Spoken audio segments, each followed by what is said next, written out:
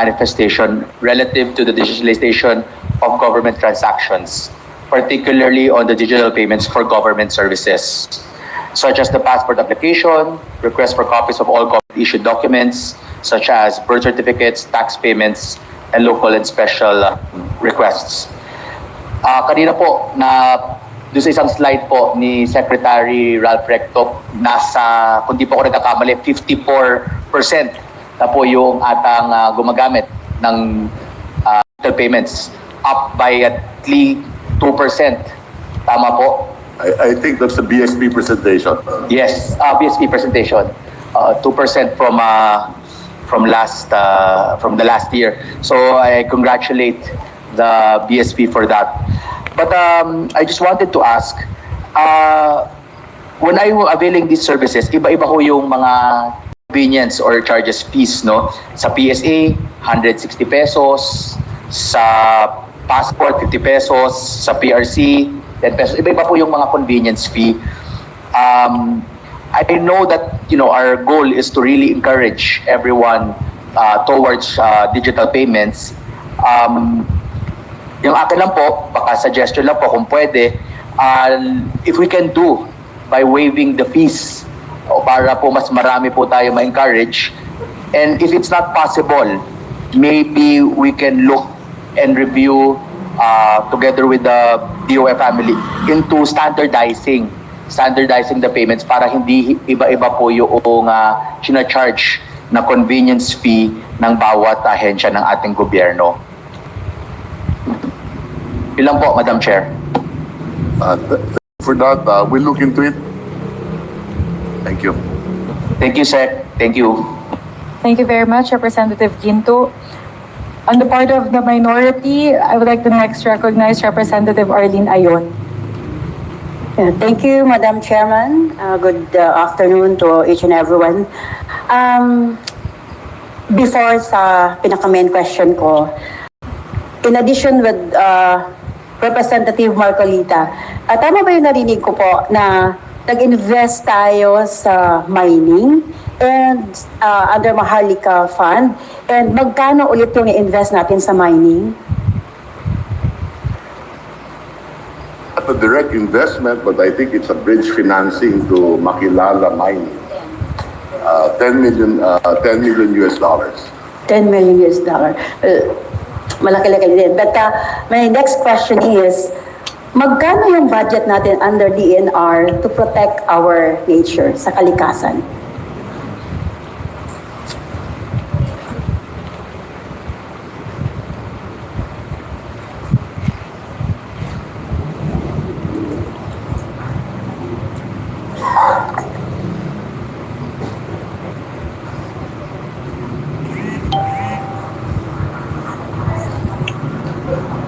Sorry. Hindi yung wildlife. Gusto po ba natin yung para lang sa, Madam Chair, yung para lang po sa protected areas? Yes, yes. Meron po tayo dito for the protected areas, Madam Chair, we have 1.289 billion pesos po for 2026. And then we also have, if you consider, Madam Chair, we also have 1.6 billion for the National Greening Program, Madam Chair. I see. So, And then we also have, if I may, another 1.37 billion for the Manila Bay Rehabilitation. These are the major projects under the Department of Environment and Natural Resources. And then meron din po tayong budget under the Soil Conservation and Watershed Management of 743 million pesos. Clean Air Program, there's 436 million pesos. For Clean Water Program, there's 413 million pesos.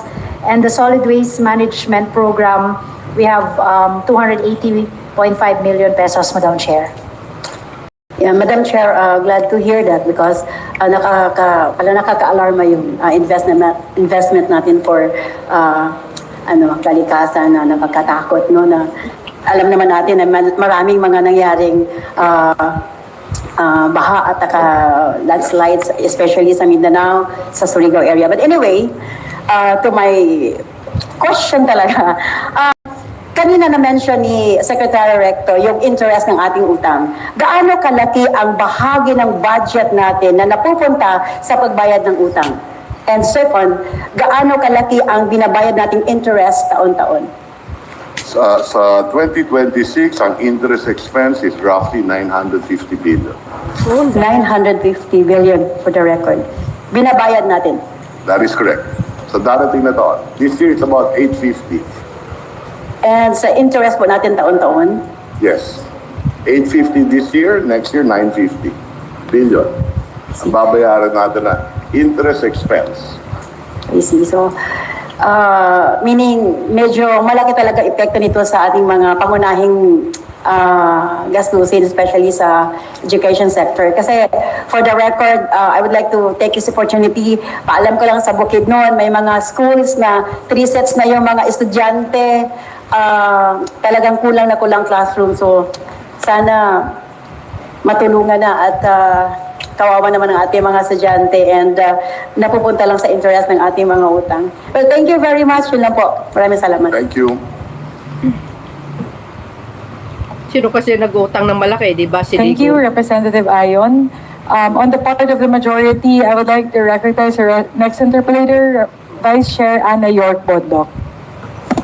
Thank you so much, Madam Chair.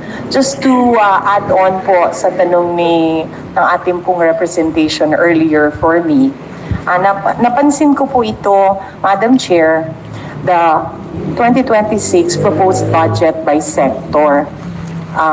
Nakalagay po dito that our debt burden is almost 980 billion or 15% of our budget.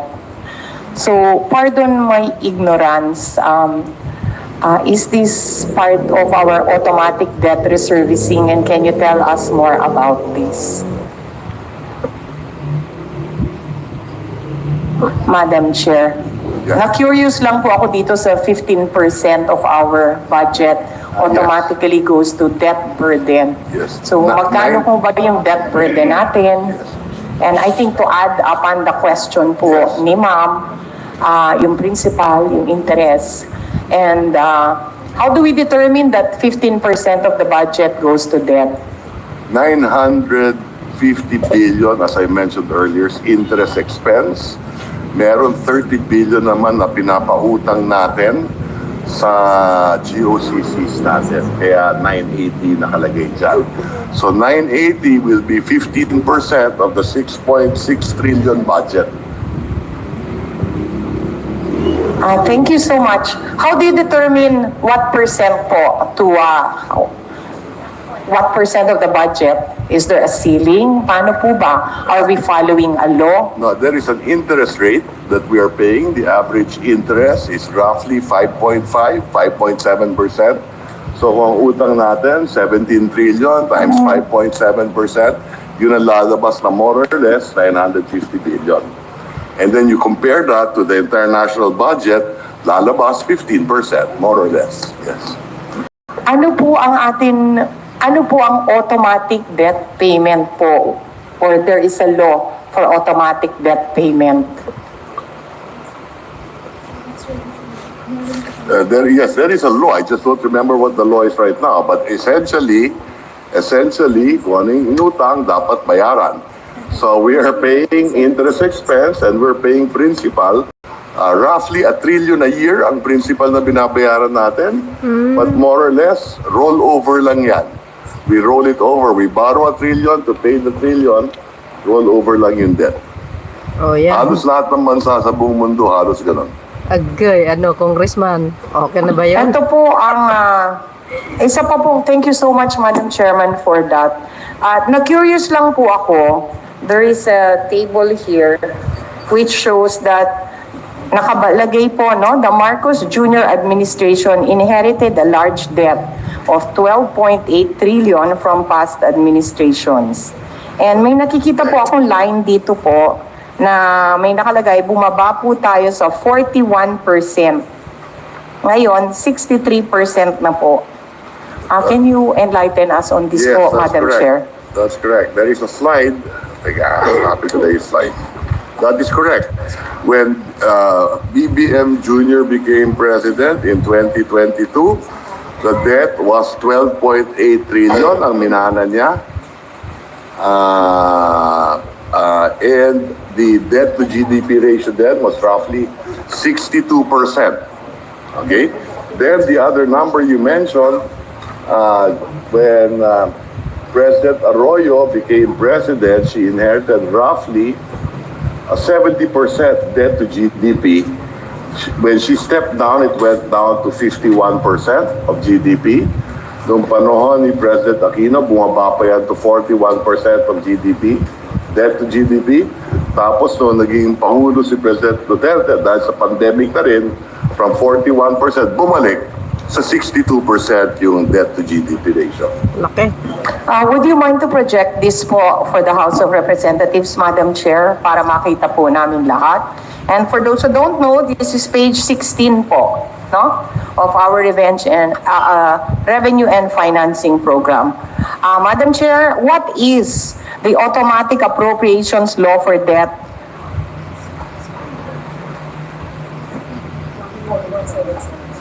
PD 1177. Tama po. Yes.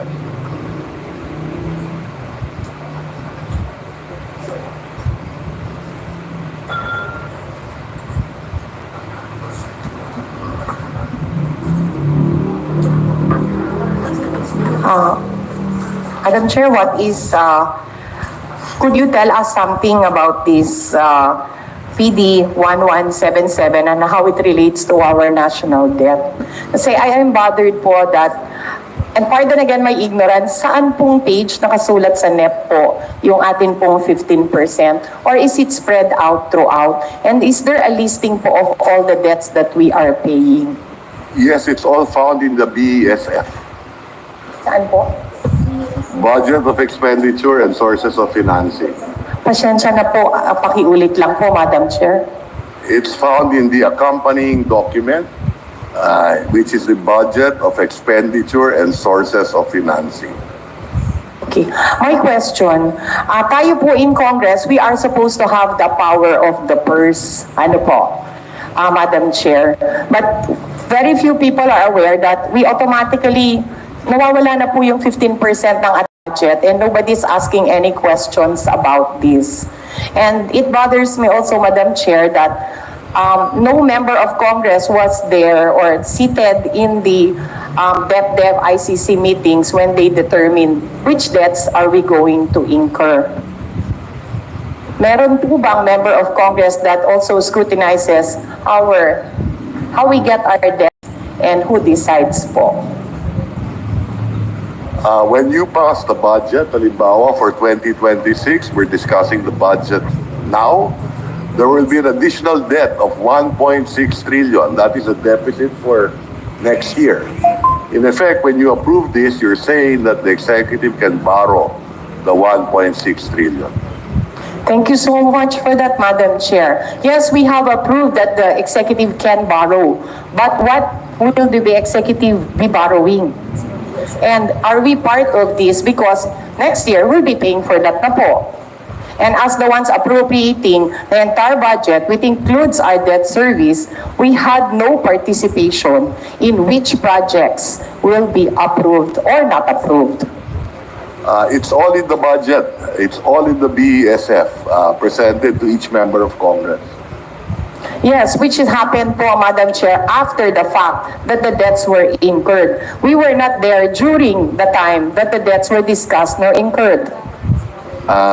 Again, we're talking about the 2026 budget, and we are presenting that there will be a deficit of 1.6 trillion. And once that is approved, then government will borrow that 1.6 trillion. And in the presentation and in the BESF, more or less 80% will be domestic and 20% will be foreign. No, I agree with that, Madam Chair, and I am aware of that process. What I'm just concerned about is after we approve the 1 trillion or however much, Congress loses its power of the purse. Because we don't know anymore, Madam Chair, kung ano na pong nangyari doon sa 1.3 na inaprubahan natin. Because we are not part of any ICC meeting, we are not part of the NEDA, and we do not know po which debts were incurred. And next year, kasama na po siya sa budget. So yun po yung punto ko. I would like Congress to have, this is 15% of the budget. This is a very large amount. And we are not discussing which, there's only an NEDA ICC meeting, and Congress or Senate, we are not part of this. So that concerns me po. And moving on, Madam Chair, I would like to also establish na yung napakatagal po nung proseso ng ICC. Kami po 15 years bago nagkaroon po ng isang loan. And now it's taking us another 10 years, so probably 15 years. Mabuti po, bata pa po ako nang nag-umpisa yon. But what I'm trying to say is, by the time makakasa po tayo ng foreign loan, we're already paying because of the slow process of everything. And bago ho magawa yung foreign loan na maimpisahan man lamang, nagbabayad na tayo. May I ask, Madam Chair, what is the average time of maturity for the time that the loan is signed to the time that the loan is inaugurated or finished? Sa amin po, it took 15 years. What is the average time po? Meanwhile, bayad po tayo ng bayad due to this automatic appropriation. Basically, yung punto ko po, we need to make this process faster because we are paying.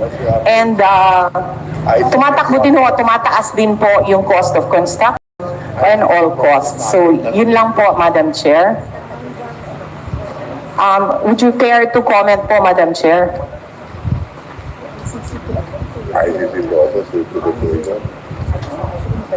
What is it? Representative Bundoc was asking, is there an average maturity for the loans? Yes, Our- and to our share that average- ours was 3 years. Our average maturity is roughly 8 years today. And the average time process for the ICC is 2 years.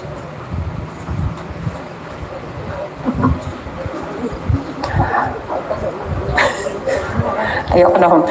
Madam Chair, the point I'm trying to raise is 15% of our budget is immediately taken to pay debt. We are neither part of that discussion. After we approve the next year's possible spending, we are no longer consulted about where is the debt, what loans are we going to undertake.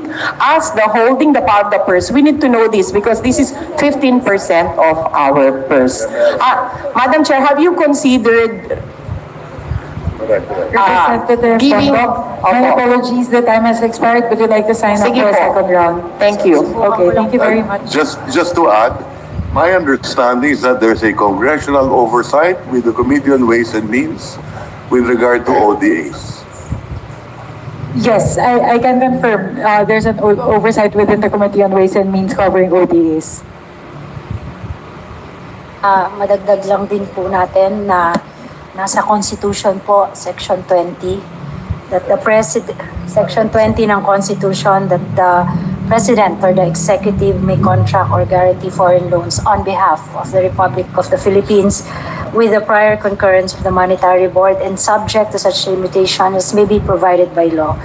The complete report of its decision on applications for loans to be contracted and guaranteed by the government of the Philippines, and we shall furnish the Congress of such report.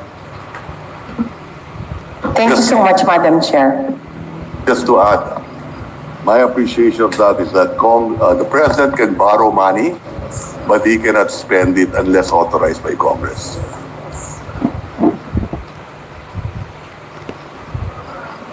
Thank you very much, Representative Bundoc.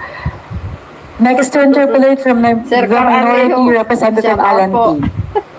Ay, ewan ko dyan kay Madam Bundoc. Pero sinagot naman siya Next, ni Secretary Deputy Minority Leader magaling Bong yan eh. Santay. DOF Secretary, kaya alam niya.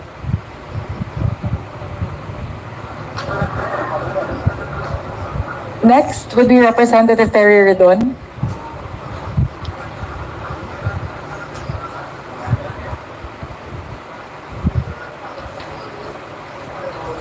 So that's it for the first round on the part of the minority. Alam niyo yun, si Congressman Bundoc, nagkaroon po ng ano yan eh. Kumbaga, So with the indulgence of the minority, as there are no other minority members Tama. signed up for the first round, we'll all proceed with the interpellators remaining on the part of the majority for the first round. May now recognize Representative Ryan Recto. Thank you, Madam Chair. Nagkaroon na ng ano yan eh. First si of all, to the President DBCC, thank you for all of your work and your time today to be with us. I just have a question. First question towards sir. In 2023, the poverty rate was recorded at 15.5%. With that, we were able to lift 2.5 million Filipinos out of poverty. And it is hoped that in the next 4 years, it is aspired that we elevate 9 or 10 more million Filipinos above the poverty line and hopefully achieve our goal of reducing poverty to a single digit or 9% by 2028. So, great job on the part of the economic team and the government. While the national poverty rate has dropped, the poverty incidence for indigenous people, fisher folk, and farmers still remain very high.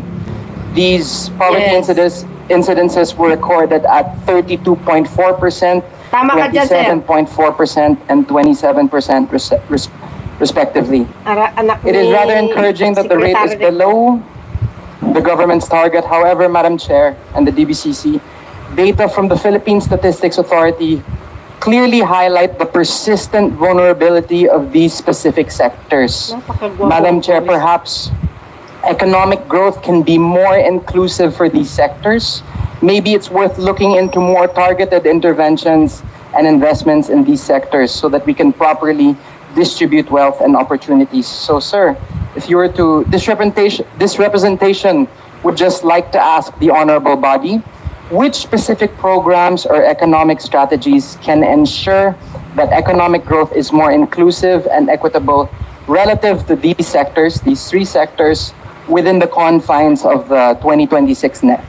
Tinatanong ko lang po ito upang magampanan po natin ang pangako at tungkulin natin bilang kawani ng gobyerno na walang Pilipinong may iwan po. Thank you for your time, sir. Yes, anak ni Secretary Recto yan, kay Vilma Santos. Napakagwapong congressman. Madam Chair, yes. True. First, indeed, what we are aiming to achieve in the 2026 budget and also future budgets is to enhance the inclusiveness of our economic development. And to achieve that, we need to create jobs, quality jobs in those sectors that you basically enumerated and for the entire economy. But more importantly, we need to improve the targeting mechanisms of our programs. I'm talking about the social protection programs, the health programs, the education programs, as well as in the case of fisher folks, farmers, rural and women and the marginalized groups.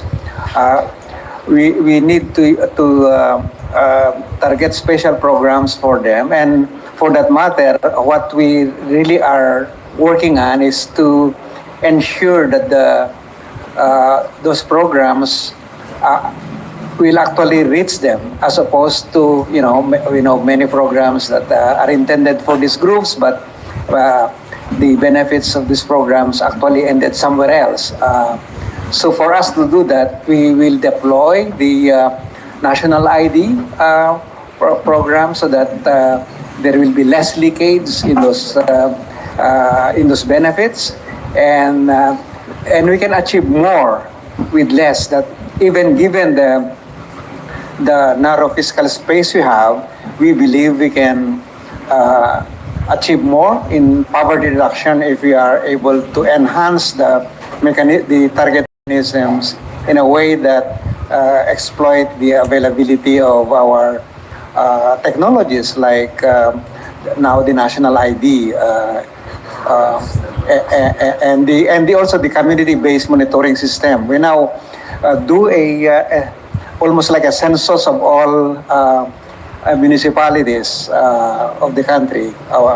And LGUs can use those data to better target those intended beneficiaries, and we also use the same data in our national programs to target our health assistance, our education assistance, our all out the ayuda that we have, the ayuda programs that we have, including the 4Ps. Thank you, sir. If I may just have one quick follow-up. How is the implementation of these programs relative to indigenous people po? Community-based monitoring and LGU monitoring of these communities, if you don't mind me asking, sir. Yeah, our data system is able to identify those groups, and our PSA can actually tag them so that we can, with the use of the national ID, deliver those assistance to these groups. Thank you for your time, sir. Next question. In the DOF's previous budget presentation from the 2025 budget deliberations, it was stated by the good Secretary of Finance that the country is on the verge of becoming an upper middle income country by 2025. GNI per capita, for the knowledge of everyone present, measures the economic output per citizen, including both domestic and international earnings. Last year, the World Bank defines upper middle income country economies as those with a GNI per capita ranging between 4,516 US dollars, more or less 250,000 pesos, to 14,005 US dollars for 2025. For the fiscal year 2026, the World Bank defines an upper middle income economy as one with a GNI per capita using the World Bank Atlas method of $4,496 and between $4,496 and $13,935. Currently, the Philippines posted a recorded gross national income per capita of $4,470. This was higher than its GNI per capita of $4,230 in the previous year. And despite this increase in GNI per capita, the country was just shy of 26 US dollars from reaching this threshold. Madam Chair, we're still a lower middle income country. We fall in the range of 1,136 US dollars to 4,495. Sayang po, muntikan na po ito maklasify as upper middle income sa bansa. $26 lang po ang pagitan. Huwag kang maghinayang, aabutan natin sa taong ito. I was actually, At kung marami ka pang tanong sa akin, lalabanan kita sa distrito. well, I was going to say, Mr. Secretary, I believe we are capable of achieving that target. I therefore commend the economic team and this administration, which includes you, Mr. Secretary. Hindi naman po biro ang nakamit ninyong achievement, so congratulations. Thank you very much. You will be unopposed again. Well, my question is, may this representation inquire with Dept and feel free to chime in, sir, as well as the DBM, how it plans to attain what specific economic strategies are to be implemented by the economic team to generate the necessary growth in GNI per capita at the same time, and hopefully strengthen the peso's value against the US dollar, upon which the GNI is measured. For any further clarification, please feel free to ask me again. Thank you.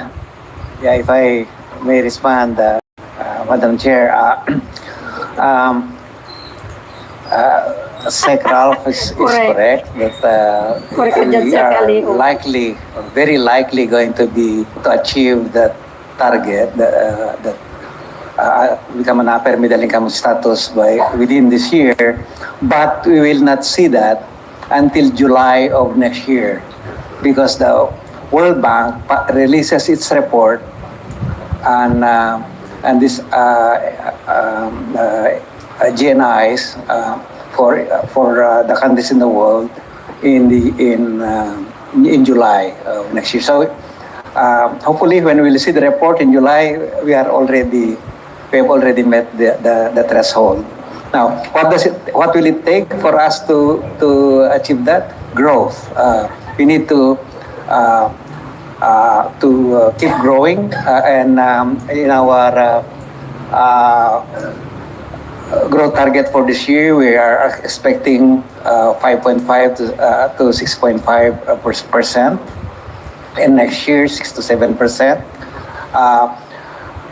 We don't think with the BSP here that the peso will depreciate that much or sharply to reduce our chances of becoming an upper middle income country. We don't think that our inflation will be significantly higher than the rest of the world. So because those are the factors that can influence our migration to upper middle income class, the growth rate, our growth rate, our exchange rate, and the relative inflation, our inflation relative to the rest of the world. Wanted to chime in, if I may. Feel free, sir. Yes, please. Yes. Specific economic strategies, sir. On the specific economic strategy, the first thing is to pass the budget for 2026. The downside of being an upper middle income country is that our ODA loans will increase, the cost, interest will go up because you're no longer a lower middle income country. So if you're upper middle income, your borrowing cost goes up, the concessional loans go up, the cost of borrowing. And second, the way you calculate poverty incidence changes. Because today we calculated at $4.20 a day per individual. If you become an upper middle income, the threshold becomes $8.40, the poverty threshold. So that's a downside to that. Thank you. Thank you, Mr. Secretary. Secretary Ralph and Secretary Secretary Balsacan, thank you for your time, and I yield the floor, Madam Chair. Thank you. Nire-respeto niya talaga yung papa niya, no? Thank you very much, Representative Recto. Secretary Recto, sabi niya. May we now move to the next interpolator, Parang si also from Congressman the majority, Sandro lang, Representative Javier Miguel Benitez. Galing. Madam Chair, maraming salamat po. Good evening sa ating lahat. First of all, I'd like to commend the administration and especially the economic team for investing in education. Congratulations po. We're all very proud of that. Last week, Dr. Shelito Habito of the Brain Trust Research, the former Secretary of NEDA, said that in our education crisis and our job skills mismatch, ang ating pwedeng stopgap will be the creative economy. No, so what we lack in STEM, we may make up for it as the richest, most artistic and creative talent in Asia. So as the chair of the Special Committee on Creative Industries, gusto ko lang basahin yung batas ng Section 12 of RA 12023, which is amending Section 288 of the National Internal Revenue Code of 1997. It reads, incremental revenues from value-added tax on digital services providers, 5% of the incremental revenue from value-added tax on digital service providers under Section 108 shall be allotted to and used exclusively for the development of creative industries, as defined under RA Act 11904, otherwise known as the PCIDA, or Philippine Creative Industries Development Act, for 5 years. So, ang tanong ko lang po, simple lang. My question is to the beautiful and competent Secretary of DBM. May we get a commitment that this will be fully implemented in 2026 for a brighter and creative future para sa ating lahat. Okay, maraming salamat dun sa beautiful. Sana wala na ng tanong. May beautiful naman. Madam Chair. No, I think we will have yet to implement, we're implementing it now, and then we have allocated certain portions under the budget of the Department of Trade and Industry for that purpose. In fact, for fiscal year 2026, we allocated 50 million pesos for Malikaing Pinoy funding. And then, yun lang. Yes. That. Meron pa ba? Ha? Yun sa Malikaing Pinoy. Yeah. Madam Chair, may I ask a follow-up question? Please. Ma'am Secretary, is this, sorry, sir, Secretary of the Department of Finance for Secrecto. Sir, this 5% tax was started in June this year. Yes. And the estimate is supposed to be 2 billion in revenues for next year, 2026. So, in the law, it says exclusively for creative industries. May we get a commitment that this will be fully implemented for 2026? In 2026, we estimate a revenue of about 21 billion. So 5% of 21 billion may be carried over in 2028 because normally it's 2 years preceding. Yes, sir. So this year, since we started implementing it this July, we're projected to collect between now until December, because we're just starting, about 3.6 billion. So 5% of that will be utilized in 2027, more or less. And then if we collect 21 billion in 2026, 5% of that will find its way in the budget in 2028 for the next 5 years. In 2027, we see a slight increase. The 23 billion, 5% of that will be allocated in 2029. More or less, that's how I suppose it's going to operate. Thank you. Thank you. So for 2026, it will not be fully implemented. The collections we will. But the collections will continue. But normally, you won't know how much you collected until the following year, right? Then you can allocate the 5% in the following fiscal year in the budget. Okay. So normally, Thank you so that's how much. it's calculated. Thank you. Thank you, po. But we're committed to implement it for the creative industry. Thank you, Madam Chair and Ma'am Secretary and Mr. Secretary. No further questions from this representation, po. Thank you so much. Thank you very much, Representative Benitez. Also in the first round, from the minority, Representative Terry Redon. Good afternoon. Thank you for, good evening. Thank you for the time given.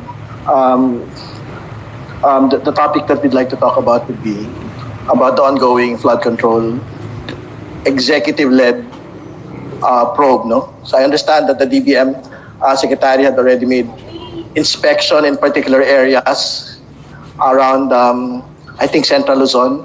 Can we get a report, ma'am, as to what were your findings when you had gone around to look at the problems in infrastructure? Thank you.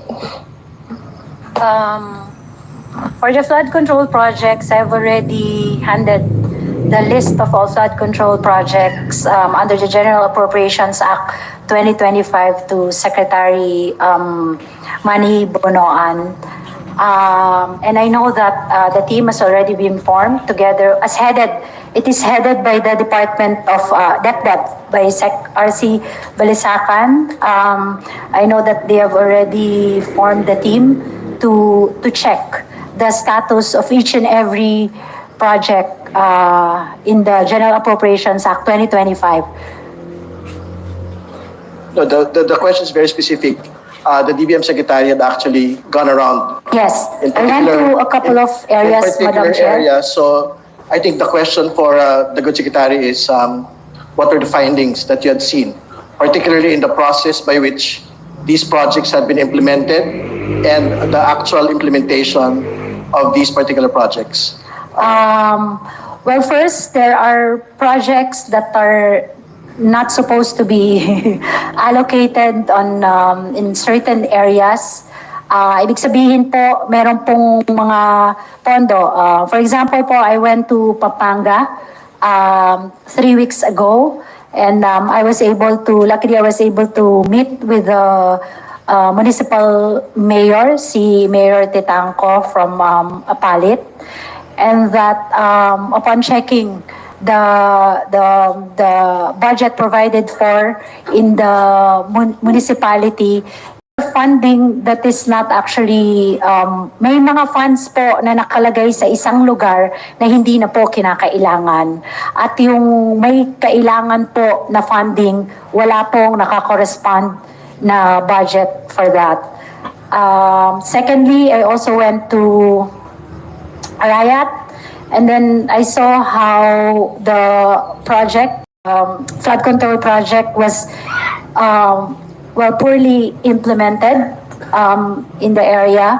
They're supposed to construct a, what do you call this? A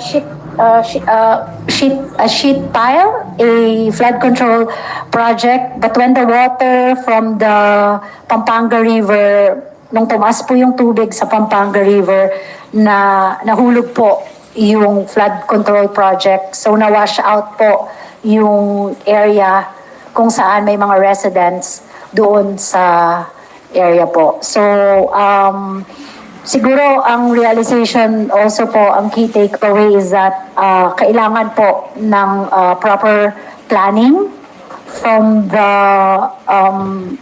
departments and close coordination po with the local government units in the identification of projects, not only flood control, but all the projects po. Specifically under the Department of Public Works and Highways, Madam Chair. Thank you for the response. I'd like to talk about the first part that you mentioned relating to project identification. Do you have information on whether or not these are NEP-originated projects, or are these Congressional initiative-originated projects? Madam Chair. Admittedly, Madam Chair, we haven't checked po if it is NEP or an amendment to the 2025 national budget. But we'll double check, Madam Chair, and provide the update to the committee, Madam Chair. I mentioned already that poor planning is a particular concern, and I think that is a well taken point. And is it correct to say that when you speak about NEP-originated projects versus Congressional initiative-originated projects, the concern of the Public Works Department had been that the NEP-originated projects already have actual feasibility studies versus Congressional initiative-originated projects that might not have feasibility already undertaken feasibility studies. Is that a correct observation? Yes, Madam Chair.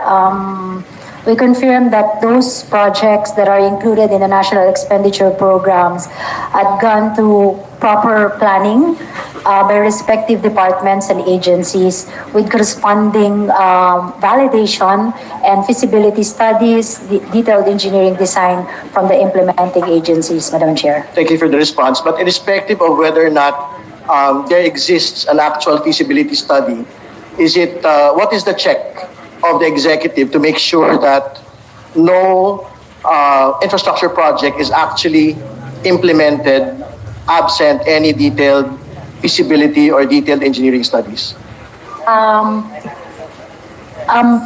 If I may cite an example, at least I can speak for the 2025 national budget. There's a provision, there's a veto message, and then a section there states that all amendments from National Expenditure Program to the General Appropriations Act will only be released through the issuance of SARO. So with this, the budget will only be released upon submission of the departments and agencies when they request, when they're ready to request such projects and programs. And the presumption of the request is what? The existence of an actual study? Yes, the assumption is that they've already validated and they've already prepared the feasibility studies of these projects. Thank you for your response. So, unless and until you have feasibility studies, whether it's an NEP or a amendment, as you call it, there will be no implementation. Is that correct? Yes, Madam Chair. Is it correct to say that this is being undertaken since 2020 It to will date? pass back, sorry, it will also go through the approval. It will require the approval of the Office of the President. Yes, Madam Chair. of course. But of course, the question is this a mechanism that is being undertaken since 2022 to date? This approvals and implementation process of infrastructure project implementation. Chair, two special budget requests. Okay. I wanted to go back to what you mentioned, that there are particular unnecessary projects that you have mentioned. How can you say, Madam Chair, that these are actually unnecessary? Is there a standard by which we can actually make a determination on whether or not a particular flood control project is in fact unnecessary? Cannot answer unilaterally, Madam Chair. We will just have to wait for the results of the evaluation of the DPWH together with Dept, and I think the Commission on Audit is also part of the team. Yes, I understand the response, but of course, initially, that is the finding of the Good Budget Secretary as when you made the inspection. Is that correct? This is just one site, Madam Chair. I cannot answer for the entire 350 billion. No, I mean just the particular sites that you had seen. At least for those for those I see. The initial finding is these particular projects. Yes, because might it in came fact from the local government unit be itself. unnecessary. Is that correct? Yes, it came from the local government executive. These projects might in fact be unnecessary. And the reason for this is what? Again, Ayos if na you daw po recall, yung daan doon sa lugar na yon, hindi na daw po kailangan lagyan ng funding.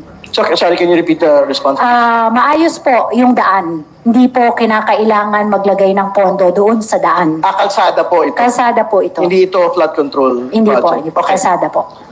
Okay, so that's one aspect of the review that we're undertaking. The second aspect is actually project implementation. I think you are correct that there are the particular agency that we are mentioning, they're not here today, but I think even with what the President had seen, what we are seeing would be inspections that had in fact been greenlit as complete, but in fact substandard or incomplete. No? So what is the commitment of the administration? Basically, it's a question to Dept at this point. No? Last na lang po, Madam Chair. Are we prepared to undertake the executive-led infrastructure probe, and what would be the parameters by which and the methodology by which we will undertake the infrastructure probe?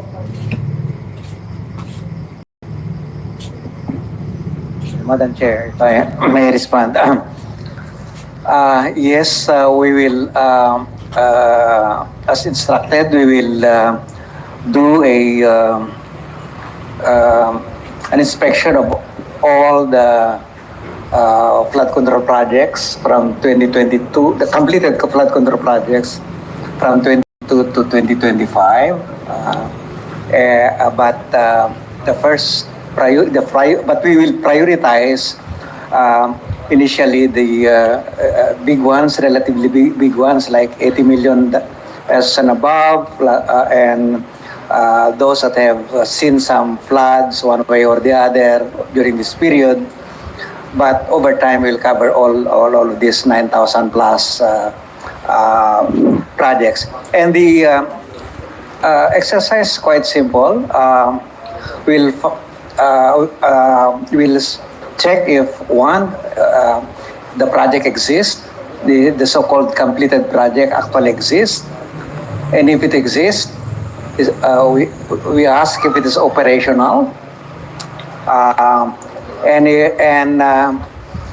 and we say operational. Is it fully operational? Is there a mild damage? Is there a severe damage, or it's not non-operational?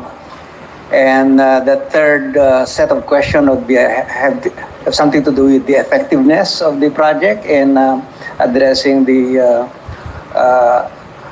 or in meeting the objective. It's in this particular case to prevent flooding. So it's quite a straightforward exercise. It's not meant to determine whether a certain party is guilty or not. It's meant just to kind of provide a kind of a smoking gun so that our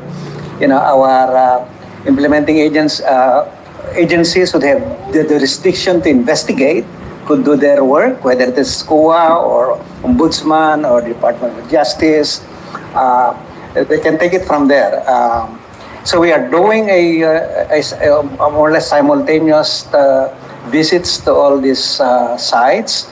We have already done preliminary pilot testing of the instruments that we will be using, and hopefully we can make reports to the President in due time. Right, thank you, Madam Chair. Thank you very much, Representative Redon. Next to interpolate from the majority, Representative Jerbil Luisio. Thank you, Madam Chair. Good afternoon, everyone. My first question is addressed to Secretary Balisacan. Sec, may we know the direction of the national government with respect to the land use and classification? We recognize, of course, the significance of various industries. This includes energy, agriculture, real estate development, even mining. However, Secretary, we are witnesses now of the various catastrophes which are either caused by or aggravated by, should I say, inappropriate use of land. So may we be enlightened, Secretary Balisacan, Madam Chair, what is the direction of the national government with respect to land use and classification? NEDA has been pushing for a national land use for I don't know how many years now, a couple of decades, and we are coming back to you again for the 20th Congress. Hopefully we will be successful this time to ask for an enactment of a national land use, because the absence of a national land use is creating all kinds of problems, not just our inability to construct proper infrastructure and our inability to protect our agricultural lands from all these highly valuable productive agricultural lands converted into non-agricultural uses, and that's why we are losing so many irrigated rice lands, for example. We have had difficulty with mining issues, with location of industries, with protecting our vulnerable areas, environmentally fragile areas because of this lack of national land use. So I appeal to again to Congress. It's a LEDAC item in the 19th Congress. Unfortunately, it was not touched. Hopefully this time we can be successful. Madam Chair, if the information of this representation is correct, the House of Representatives, previous Congresses, approved the proposed Land Use Act. So, per the information that I got, the challenges are actually being encountered in the upper house, the Senate. So, in brief statement, Mr. Secretary, may we be enlightened, ano po ba talaga yung issue about Land Use and Classification Act? Why, to this date, after 2 decades, according to you, the same has not yet been enacted? There are apparently some conflicting Interest. provisions and interests between what the House wants and what the upper house, lower house wants and what the upper house wants. But I think that we recognize, Madam Chair, the difficulty of the national land use, the complexity. It's just like amending the EPIRA law. It's very difficult process. So what we are, the strategy that we will pursue this time is perhaps to decompartmentalize the national land use so that we can take them piece by piece. Perhaps in the first round, we could focus on the land use for the infrastructure system throughout the country, from the tip of Luzon to the tip of the Visayas. Just having that, defining what that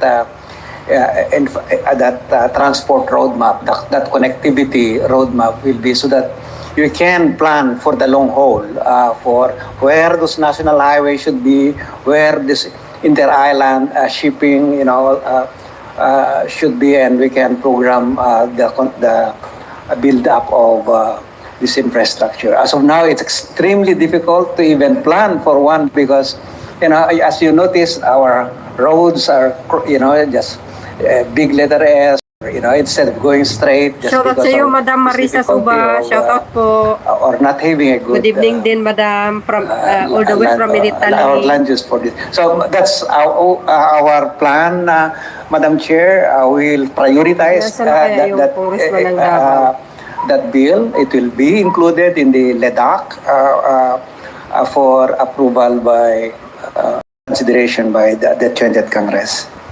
Madam Chair, this representation just wish to state for the record, we are not against any particular industry. We support agriculture, we support real estate development, even mining. We appreciate its significance to our national economy. However, Madam Chair, with all the catastrophes we commonly refer to now as climate change, I believe that it is high time already that we come up with a national framework pertaining to land use and classification. Mr. Secretary, may I ask if you are amenable to having a council, national council, perhaps to assist all the concerned agencies come up with this Land Use and Classification Act?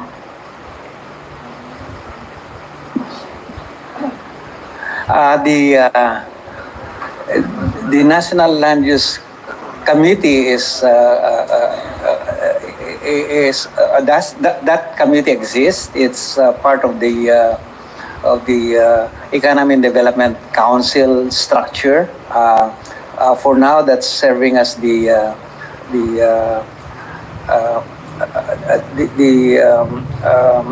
office that considers policy proposals for land use.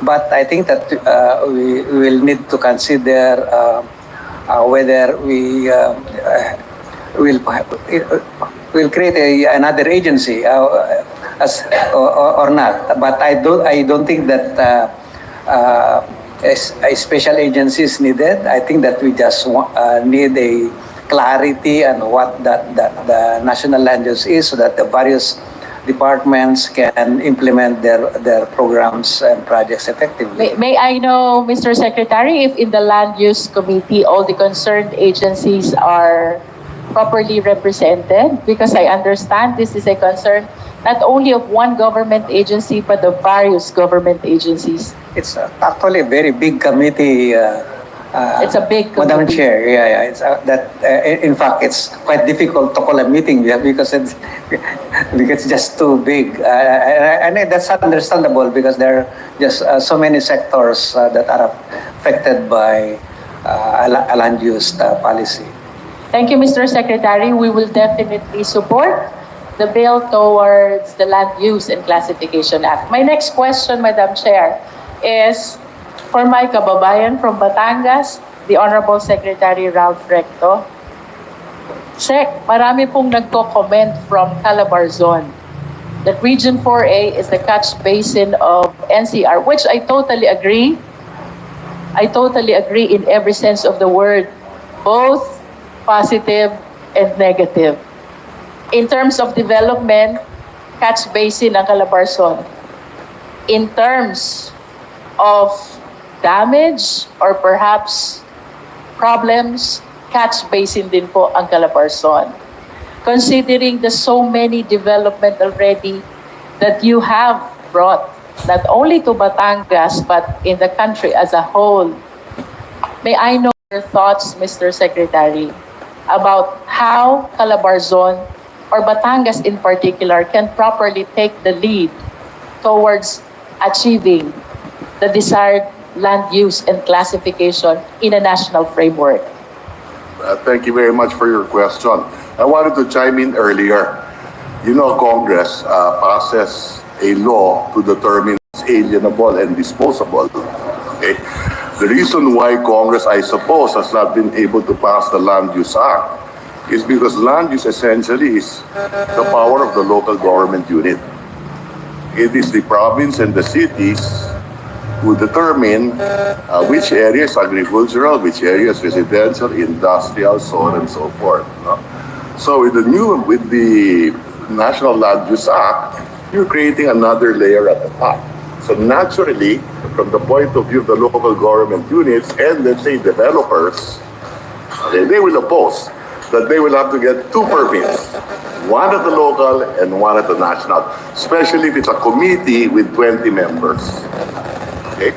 So, to answer your question with regard to Batangas, well, now that because of your assistance and my wife today is governor, we can plan the province properly insofar as our physical framework planning is concerned. There is unity in the province, so there's no reason why we're not able to come out with a good local land use act in the province. Knowing fully well as well that there are many investors interested to continue to invest or to invest in the province of Batangas, considering we're very close to Manila. And as I say, Batangas is all here, so near to Metro Manila. So we should expect more investments, and ergo, we have to plan the province accordingly. And that is why you also have the regional development councils, so that there is a mechanism for the governors and the local officials, together with the congressmen, to talk, so that they can also get inputs in determining our land use policy in the region. Madam Chair, if I may continue. Mr. Secretary, thank you for your insights and your comments. Of course, we acknowledge the fact that the LGUs have their respective CLUPs, both the municipalities and the province, but I am concerned as to whether all these CLUPs jive with the National Development Plan. So it is from this light that I wish to push the land use and classification as a national framework, perhaps to synchronize the direction of the local government with that of the national government. Mr. Secretary. I agree with the national land use policy. My comments were in relation to the friction between the local government and the national government and the developers in the middle. Thank you, Mr. Secretary. If I can move to Madam Secretary Amina Pangandaman. Just to remind the Honorable Luistro, you have 30 seconds left. Yes, I'm about to conclude, Madam Chair.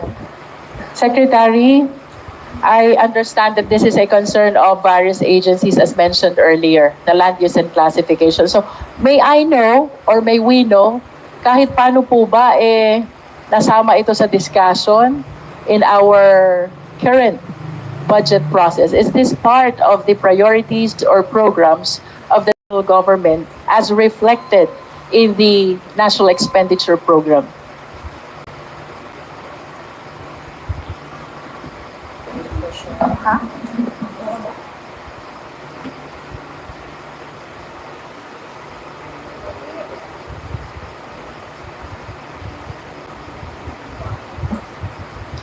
Meron po bang na-touch somehow among the several items of the NEP of different agencies that address our concern on land use and classification?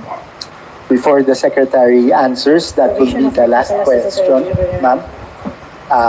Secretary Pangandaman, please respond. Yes, Madam Chair.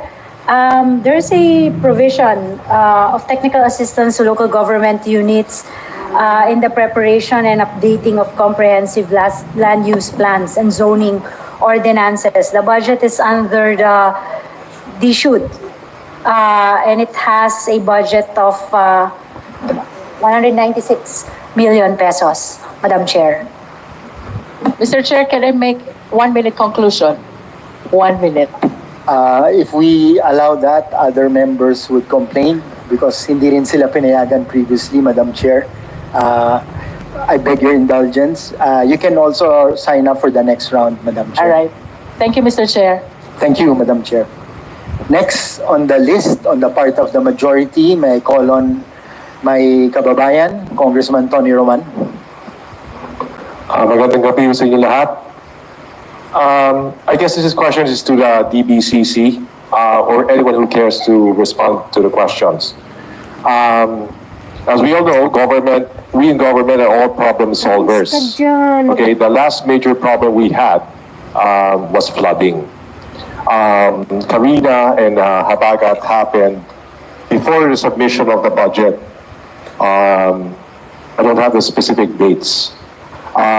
What kinds of adjustments did you do or make in the budget to address the flooding problem?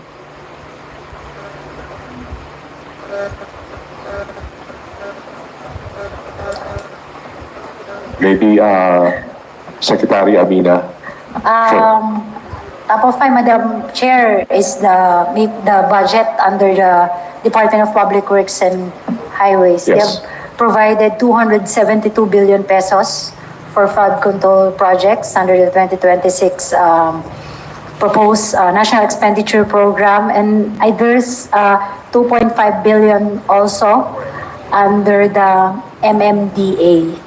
And we just started po, admittedly this is quite new. We have a new program convergence budgeting on water resource management, which also includes flood control in the conceptualization of the program, Madam Chair. My next question, Secretary Amina, is that what about the NDR-MMC? Was there additional funding given to the NDR-MMC? Yes, there's additional 10 billion pesos for next year. It is now under the National Expenditure Program, it's 31 billion pesos. And what was the reason for the increase? There are projects that needs yet still to be funded, because when we look at the definition of the fund, prior, ano nga nila sinabi? Ayun, ito po.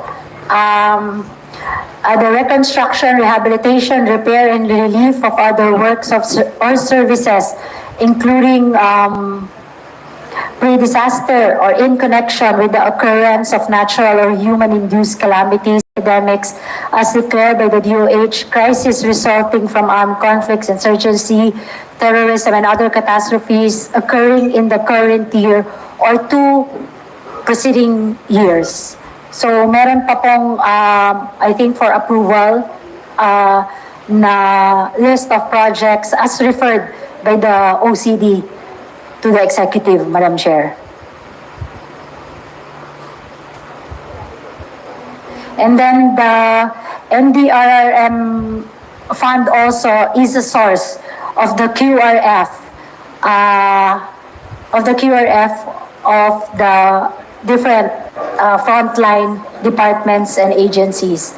Meaning, you will see po in the proposed budget that agencies like DPWH, DSWD, Dept, they have QRF fund which they can use pag magkaroon po ng kalamidad.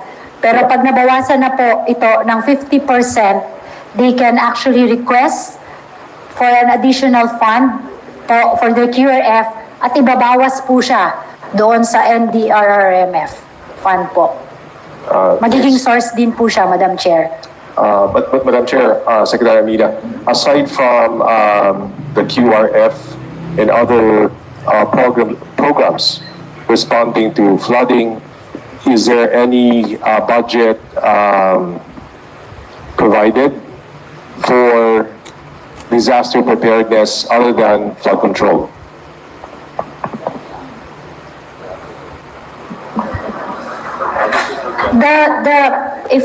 If you will notice po doon sa binasa ko, yung 2 years po na nakalagay doon, those that already happened ng mas matagal na po, can already be included in the budget of the agencies in their level. And then if necessary po, while this is not identified, assuming it's really necessary, we can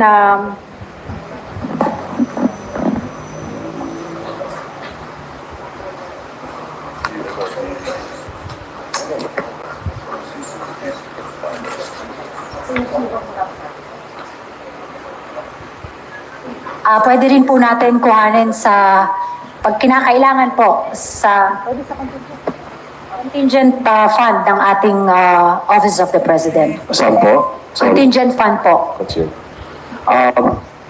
What about specific funding for master planning, drainage master plans done by perhaps a DPWH, if in fact it has it's its mandate to do that?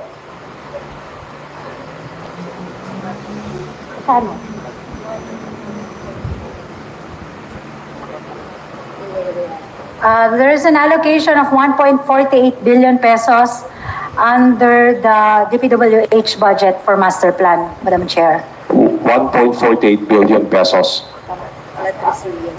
Yeah. Ang tawag po nila ay Integrated Flood Resilience and Adaptation 1, Infra 1 project. It has outputs. 1, improvement of strategic flood risk management planning through capacity building of national government units. Output 2, development of flood protection infrastructures. And 3, strengthening community-based flood risk management. Mainstreaming from the local development plans and capacity building. I know that there's a lump sum also under the Department of Public Works and Highways in the preparation of feasibility studies of projects. So pwede rin po. Pero feasibility po yun in preparation of a possible master plan for flood control, Madam Chair. So how does this budget compare to the previous year's budget? Does that represent an increase or decrease or of the previous year's budget, or the budget stay the same?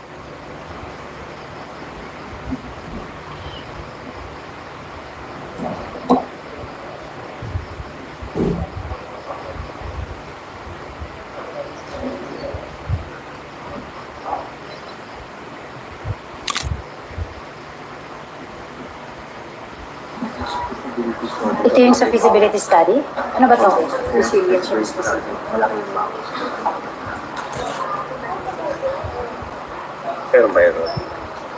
Mahirap din pala yung DBM secretary. Naku. Kailangan For feasibility studies,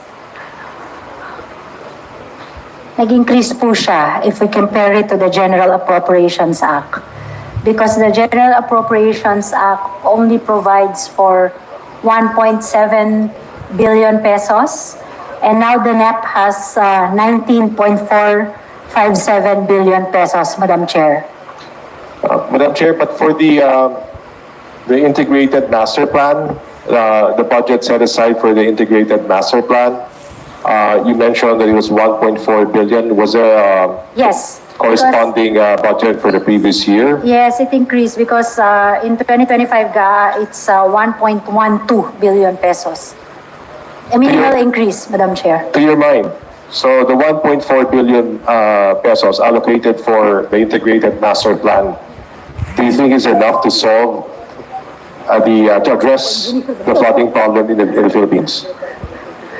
Admittedly, Madam Chair, I don't know po because I'm not an expert in that field. But maybe what I can share is that, like this morning, I was in Quezon City, and I'd like to note that yung Quezon City government po, meron na po silang nagawang master plan for their flood control. So I suppose po the other local government units, at least in Quezon City, as also one. So maybe we can just have close coordination with them to be able to consolidate all this master plan, Madam Chair.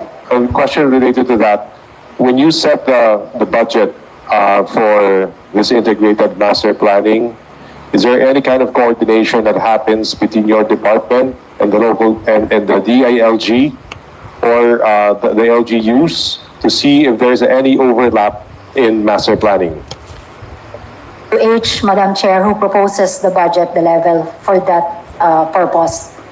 Sila po? Sila po. DPWH po. Okay.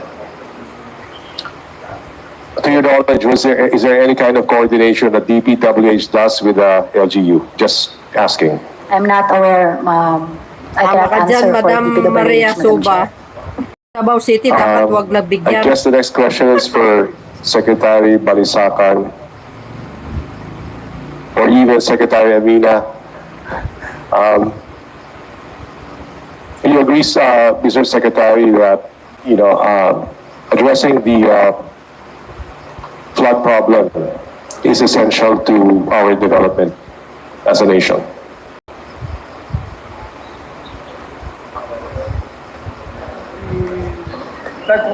Itong problema natin sa baha ay hadlang po sa ating development bilang isang bansa.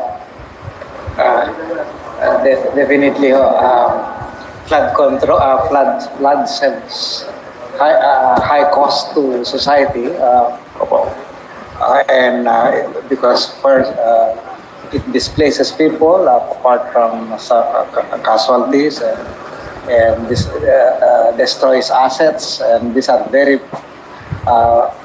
painful, very costly for low-income groups because this when they lose their assets, then they basically fall into what we call poverty traps, and recovering from that it's extremely difficult, especially for a country like us, where social protection is not that well developed, insurance is not well developed, and so it's a very costly, and that's why for whatever limited resources we have for flood control, they must be used wisely, diligently, and efficiently.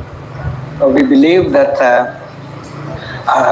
Madam Chair, that those flood control projects are useful, and there are so many of those projects that are needed to protect people from destruction.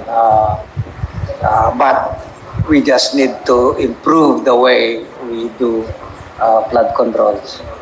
Earlier, there was mention of a national framework for land use. Do you think having a national framework for flood resilience or flood mitigation would help? I do believe so, Madam Chair. For example, just even in looking at how and where we locate residences, for example. We just look at the Sierra Madre, for example. You would see so many subdivisions constructed on a watershed, which should not have been allowed, because those watersheds, when you destroy those watersheds, you create a lot of problems downstream, and where the siltation problems that Marikina River or Pasig River, it's part of the destruction that is done upstream. So the flood control, the way we see it at Dept Madam Chair, it should be seen as an ecosystem. When you build a dike or when you build a canal, you look at the entire system, so that river basin approach, so that flood control would meet the usefulness that it's intended to. Tingin niyo ba if we capacitate the LGUs to actually protect the our natural barriers, as you mentioned, the wetlands, the mangroves, the riverbanks, and also empowering them to actually protect legal defenses such as easements? Do you think that would help? Definitely, Madam Chair. And in terms of having a national framework, do you feel that integrating flood-related data and also enhancing its interoperability, for example, data from Pag-asa on forecast, data from NABEA on water data from DPWH on the flow of water and water level, the data from NDR and MMC, the data from DPWH on the infrastructure data, having a sort of like a centralized data would help in master planning, in a better execution of the integrated master planning that was mentioned earlier. Before the Secretary would answer, Rep. Roman, please wind up. Thank you. Yes, definitely. I think the flood control project should be science-based, should be data-based, should be evidence-based, to ensure that those projects will be effective, efficient, and least costly to government. Okay. The last question, because I'm winding down or winding up. How does the budget protect small farmers and fisher folk? Let me rephrase. Looking at the present budget and the programs for farmers and fisher folks, how would you break down the budgets? How much is spent for farmers versus how much is spent on fisher folk?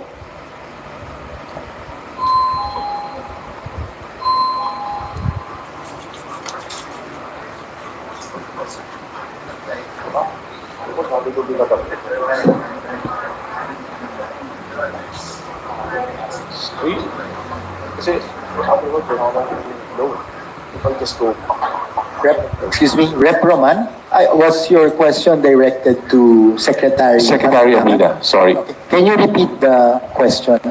We all know that there are programs for farmers to assist our farmers, mechanization, training, seeds, or post-harvest capabilities, even clustering. And for fisher folks, there are also programs, provision of bangkas, fish nets, perhaps training, credit facilities, if any. Looking at, on a macro level, at the spending for farmers and fisher folks, how would you break it down? And you don't have to be precise, you can just give a ballpark figure.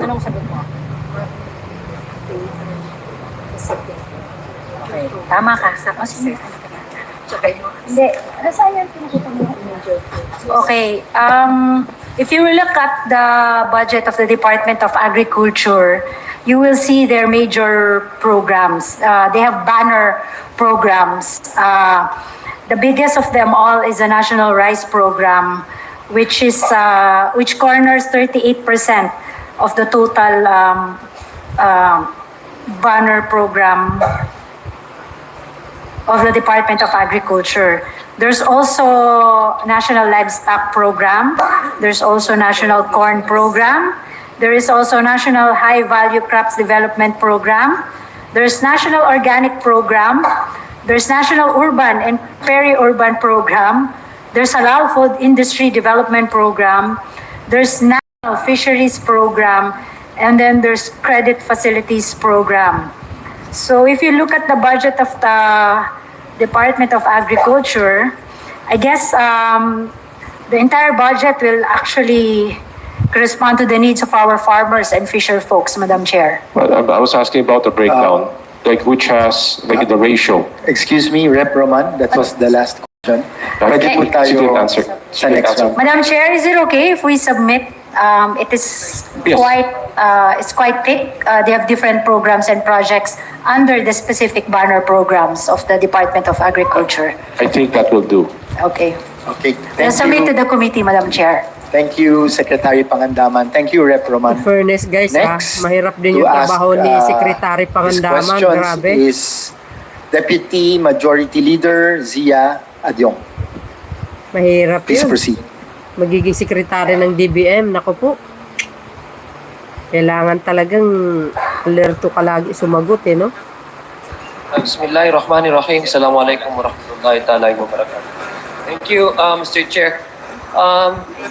Mr. Chair, I guess no one in this room will disagree with me if I say that we cannot even start discussing about progress without first discussing about peace. And recently, Mr. Chair, the President Sona, in fact, a portion of the President Sona speaks about the various successes we had already obtained when it comes to rebel returnees. And rebel returnees in those problems that we were facing previously, Mr. Chair, have already been substantially addressed. Now, Mr. Chair, I noticed in the document that was submitted by DBM that there's a new addition to their Project Convergence Budgeting Program, which is in fact the PAMANA program. And just recently, Mr. Chair, the Moro Islamic Liberation Front has approved the their memorandum discussing about the possible or the temporary stop of the decommissioning process, which in fact affects the entirety of the BARMM structure, considering that in this coming October we'll be holding the first regular BARMM elections. And we all know, Mr. Chair, that under the peace process, there's two tracks being undertaken between the government of the Philippines and the Moro Islamic Liberation Front. One is the political track and the other one is the normalization track, which basically this memorandum of the MILF is worrisome to a point that I'd like to know first, Mr. Chair, since the President's priority also is to pursue peace and development in Mindanao. I'm sure Secretary Amina would be more than willing to answer these questions because we came from the same area. Mr. Chair, I'd like to know from the PAMANA program is the one actually handling the decommissioning. Am I correct, Mr. Chair, Secretary Amina? Yes, Madam Chair. Yes. And is the good Secretary aware of this new development when it comes to the decision of the MILF Central Committee to temporarily suspend the decommissioning process? Yes, Madam Chair. I just got hold of a copy of the memorandum from the MILF yesterday. I just saw it online, Madam Chair. And then just recently, Mr. Chair, also I also came across an article where Secretary Galvez also mentioned, basically saying that the allegations of the MILF has no basis whatsoever because according to them, they have already delivered what has been committed to deliver to the MILF. So I just want to understand, Mr. Chair, in terms of budgeting for the Pamana releases of these livelihood packages, because that's the counterpart for the decommissioned number of decommissioning officers, decommissioned officers of the MILF. Do you have the data, baseline data, as to how do you manage to, for example, prioritize the number of the budget that you will be allocating for the Pamana program? Do you have, for example, Mr. Chair, the baseline for the increase probably or the decrease of the Pamana program intended for the success of the normalization track?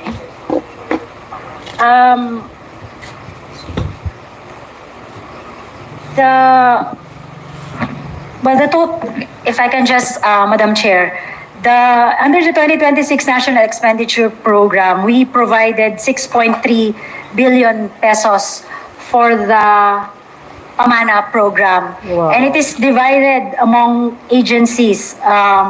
There's a budget provided for the DSWD. There's one for NCIP.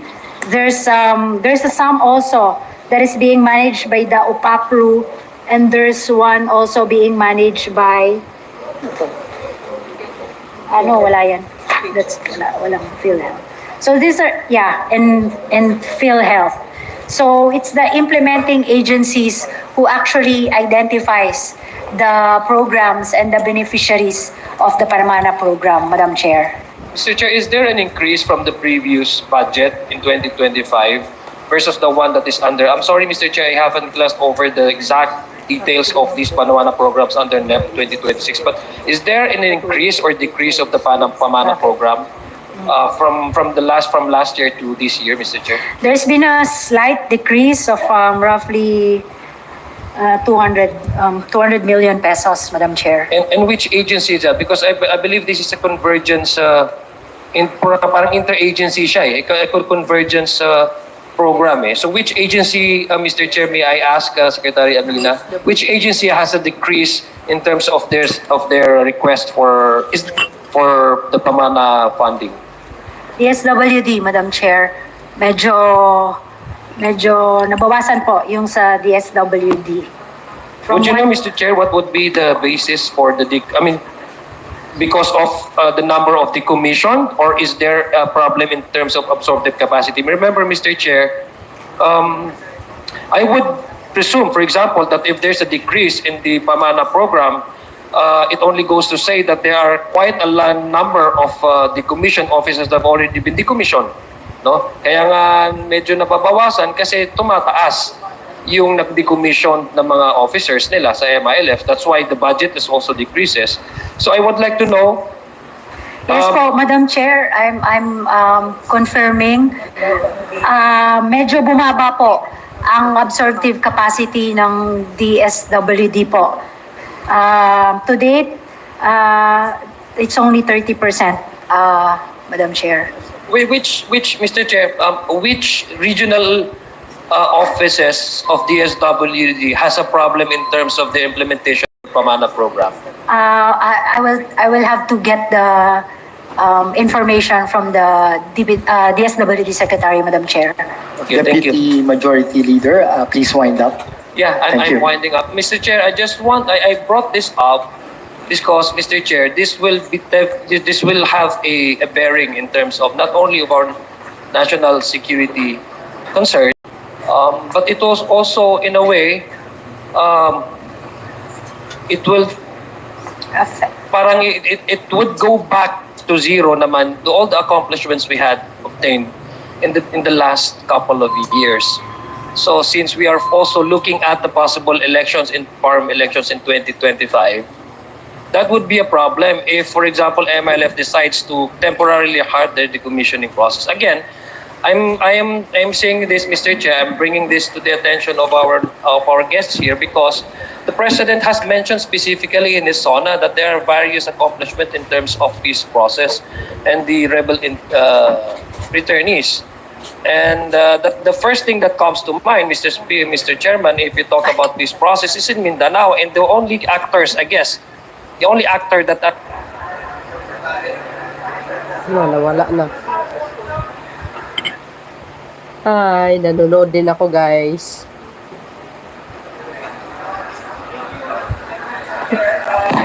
Yun, wala kayo tuloy.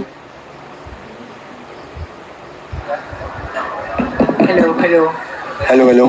Yan. Zia, thank you. That will be the last question. Yes, Secretary Pangandaman will answer.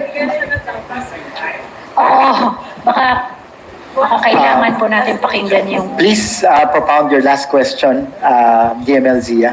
Thank you. Sige, Mr. Chair. Ganito na lang, Mr. Chair. May I request, Secretary?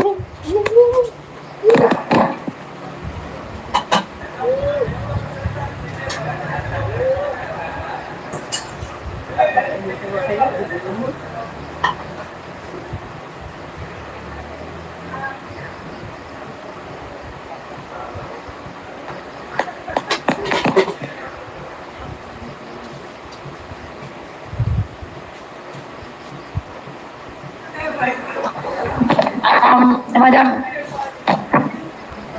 Chair, naintindihan ko po yung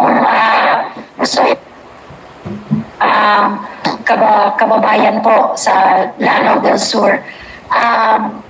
Kahapon lang po namin na-receive yung kopya ng memorandum from the MILF, and I agree that it will greatly affect po our existing efforts with at least for the BARMM region kung hindi po natin itutuloy yung mga mga intervention po sa national government in terms of yung mga pamana projects po at yung normalization programs po natin na nakalaan para po sa kanila. But we will have to sit down with the departments, and of course we'll raise the concern po to the Office of the President and to our Executive Secretary ito pong matter na to, Madam Chair. Thank you. Thank you very much, Mr. Chair. Ayoko na magkakurapan ng interruption, so we will stop. Thank you. Thank you, Zia. We apologize for the technical interruption. Thank you, Sec Pangandaman. So next on this, Representative Filimon Espares. You have the floor. Thank you, Mr. Chair, and good evening. Sana wala nang interruption masyado. Hello? Okay na. Thank you again, Mr. Chair. Now, most of my question halos nasagot na rin, no? Natanong na rin ng ating mga kasamahan. I have only one concern, Mr. Chair. As I see the presentation ng ating Dept about the Philippine Development Plan for Economic and Social Transformation, I have a concern here, Mr. Chair, with regards to my sector, no, the cooperatives.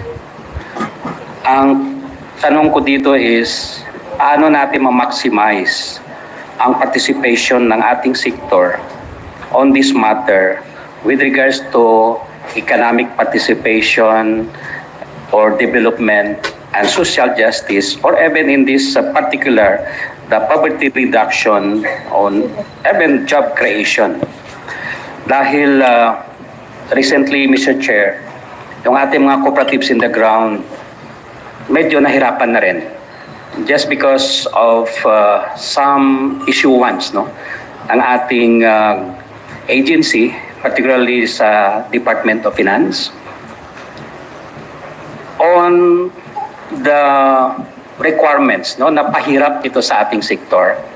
Itong requirement of the individual identification, tax identification number, when they are going to apply tax exemptions with the BIR.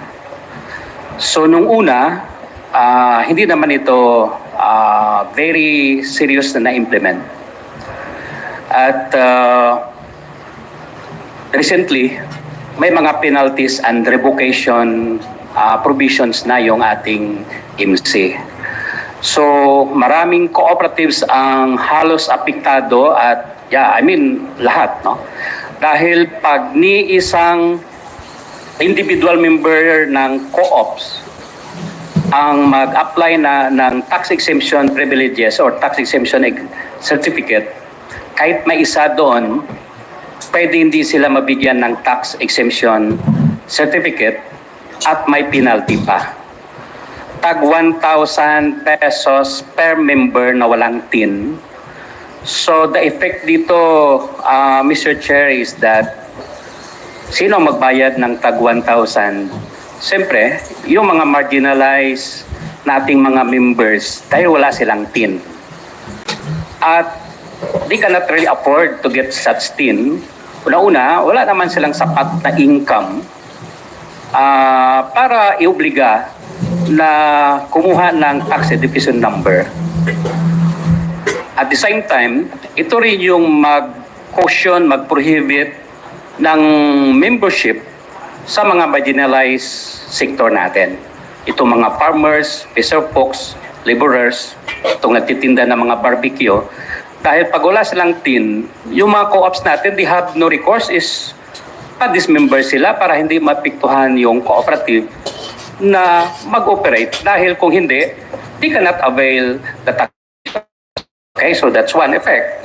And another one, of course, pag may gusto pang mga farmers, fisher folks, or any informal or mga maliliit nating mga taga-tinda na gusto magpa-member sa co-op, ang co-op has no recourse na i-accept pa yung kanilang membership. So sino ang naapektuhan dito? Of course, itong mga marginalized people natin na ito yung concerns natin na dapat tulungan. Sila yung unang apektado dito. So yung mga regular employees, yung may mga income, wala tayong worry doon dahil una-una may mga tin na yan. So, Mr. Chair, matagal na rin natin na kinakausap dito yung ating BIR. Una-una, we are thankful that the Cooperative Code in 2008, nandyan yung privileges of tax incentives for cooperatives. But then, ang nangyari, nadagdag itong mga requirements na wala namang connection ang individual tin with regards sa application ng cooperative to the BIR kasi si co-op may tin din. At siya yung nagtatransact, hindi yung individual members. So bakit natin pahirapan yung mga individual members? So again, Mr. Chair, Mr. Secretary, sana makumit nitong through this briefing natin, no, na sana kunin na itong tin. Kasi wala naman itong connections at wala naman talaga maibigay, maibayad itong mga maliliit nating mga marginalized members ng ating cooperative. So, imagine mo, ang daming co-op sa Pilipinas, kung we are serious na malaki papel ng ating cooperatives with regards to socio-economic development and social justice, sana i-consider na wala nang tin na i-require ang individual. It's only the cooperative who would be really doing its such requirement. So yun lang, Mr. Chair, sana makomit ng ating Secretary tonight. Your points are well taken. We will take a second look at the policy. My understanding is that the reason for this particular policy is that marami mga fake cooperatives.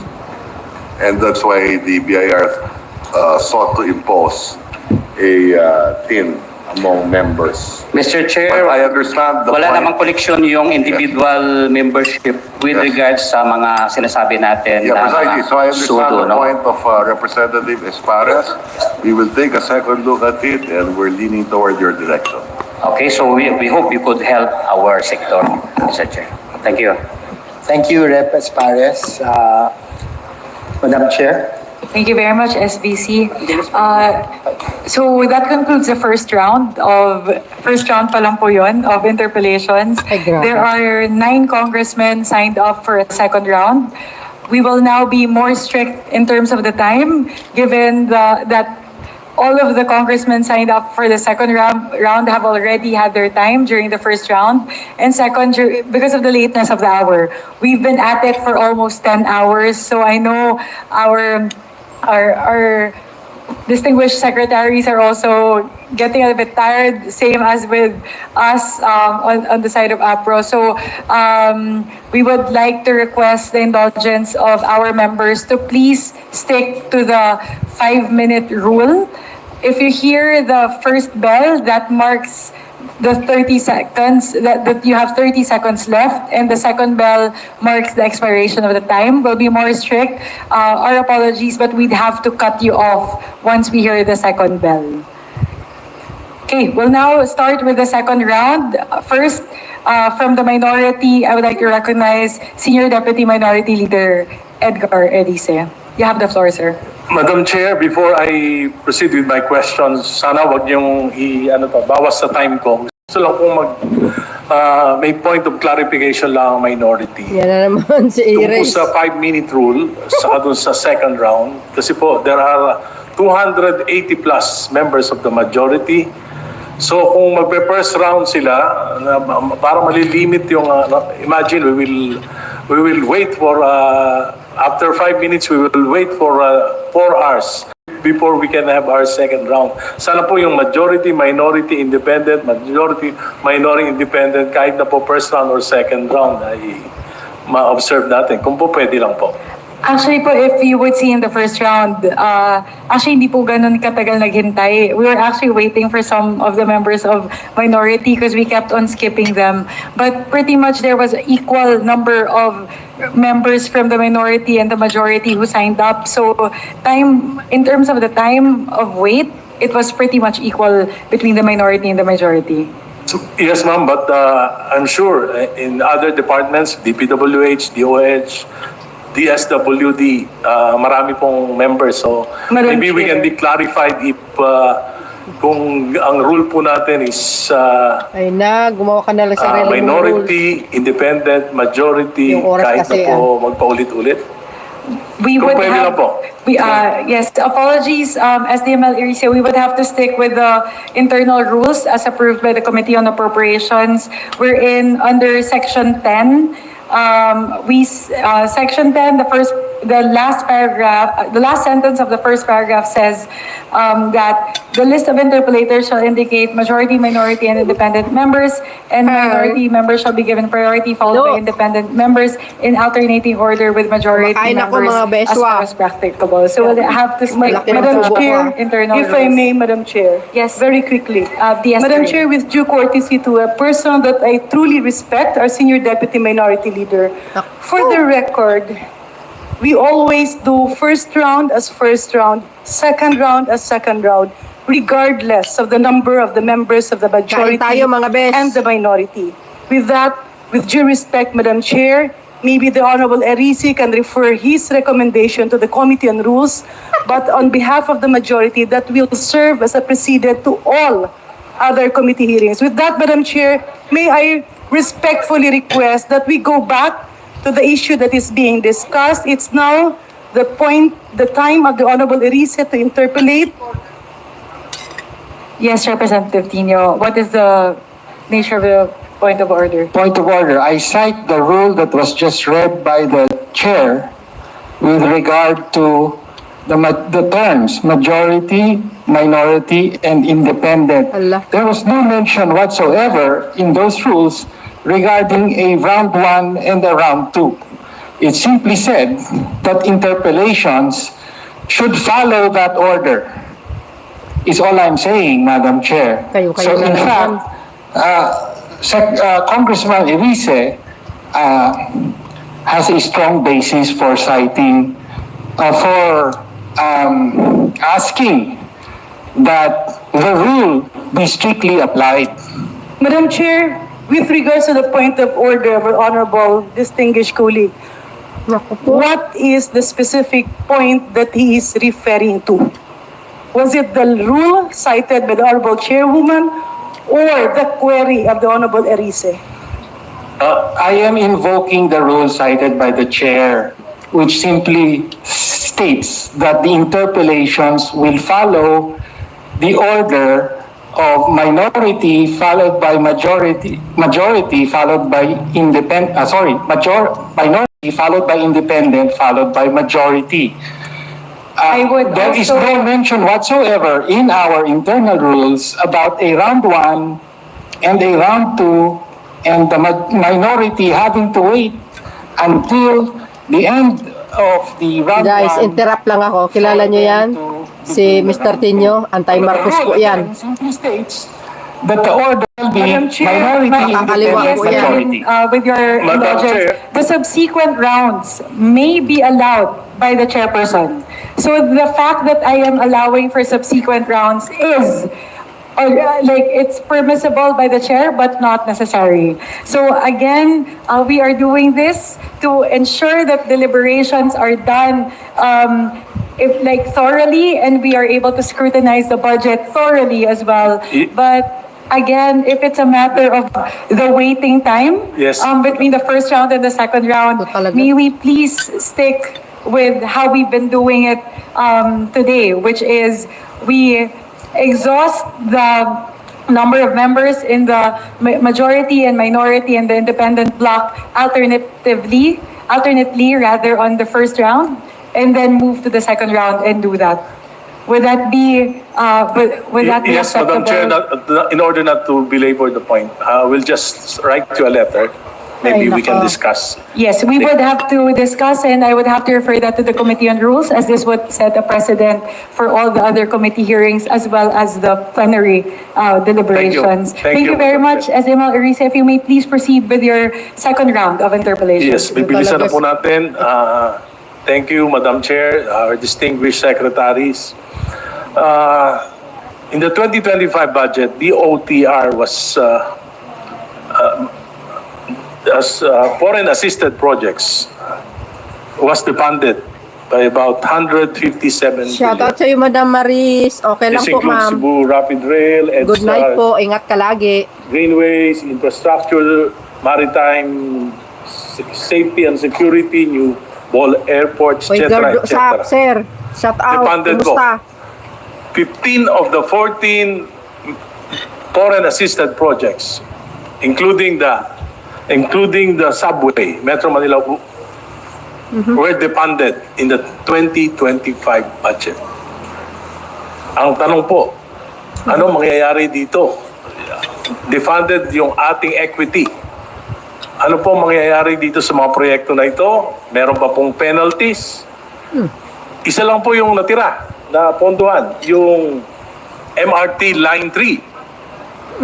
At nagtataka po ako, hindi po nakalinya ito, bigla pong may nasingit na isang bagong proyekto na naponduhan na foreign assisted, yung pong New Cebu International Container Port. Ito po ba ay naaprobahan ng Dept, Department of the ating Department of the Dept na naaprobahan po ba itong New Cebu? At bakit ito po yung natagal na mga proyekto ay defunded? Yes, Madam Chair. As I did mention earlier, yan ay gawa ng Kongreso, hindi galing sa executive yan. Aroy. Ngayon, dahil hindi na dahil dinagay sa unprogram foreign assisted yan, pwede pa rin mai-release yan. These were completely defunded. Wala po ito sa unprogrammed funds. Completely defunded. If it is completely defunded, then we cannot release the appropriations for such a project. Nevertheless, the point is, yan ay gawa ng Kongreso at hindi ng executive, kung kaya't ang panawagan ng ating Pangulo na kung maaari to stick to the NEP as much as possible for the 2026 budget. Ayun. Madam Chair, Mr. Secretary, hindi ko po ma-comprehend. May deluge na ng budget cuts 2023-2024. 200 billion, 400 billion. Si PBBM na bahala dyan. Do you think it's not your job to at least predict kung ano kung mangyayari pa ito ulit for the 2025 budget? Kasi po hindi ko maisip na you are not aware of this. Considering na ito po talaga namang mag-undermine ng National Expenditure Program. Nung nakaraan. Like I said, we are not part of the BICAM. And yes, we are not part of the, but not to belabor the point, the president can always exercise his veto power. Because And that's why he the vetoed. president was undermined by this budget cuts. Yes. The president did veto portions of the budget that had insertions to begin with. He cannot veto an unfunded portion in the budget. Correct. Having said that, he has authority over executing the budget. And as I did mention today, a little more than 80 billion has not been released in program appropriations. Yes. How about can I ask Secretary Baldisacan on the issue of the new Cebu International Container Port? Gano'n na po katagal ito na proseso at bigla na lang napondohan dito?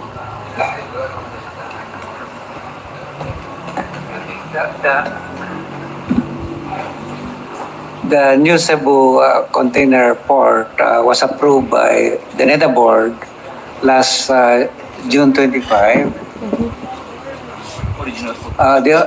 It was originally proposed on November 14, 2016. The original approval was noong pang November 14, 2016. And the last reapproval of that project was last June 25, 2024. So ganun nakatagal yung project na yan, ho. Grabe. Sa panahon ni Digong pa? By the NEDA. Na naman? By the NEDA board, ho. My goodness. In 2024. 2024 yung last, it came back, but the original approval is noong pang 2016, ho. Oh my Thank you. goodness. Next question is, Dami talagang palpak na nakaraan. Kaloka. yung pong can you enumerate yung mga nakinabang ng mga departments at yung pong naperwisyong mga department na increase at na decrease nitong budget cuts na ito? For example, Dept.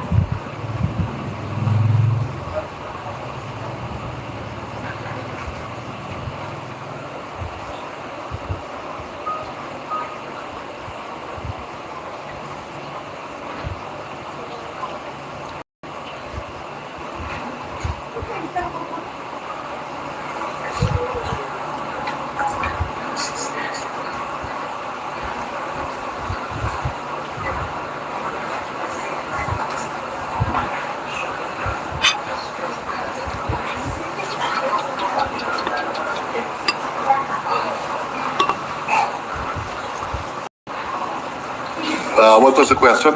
Kung ano ang perwisyo ng budget cuts? Increase of different agencies affected by the budget cuts. Once you increase the unprogrammed appropriations in the budget, it destroys the fiscal planning of government to begin with. Magaling yung si Secretary Recto eh. So, potentially, if you increase the unprogrammed by 300 billion, and assuming we had, by 300 billion, then the fiscal pressure is plus 300 billion. So that's one on the fiscal side, no? Pangalawa, if you want to maintain the deficit, kailangan bawasan mo yung program.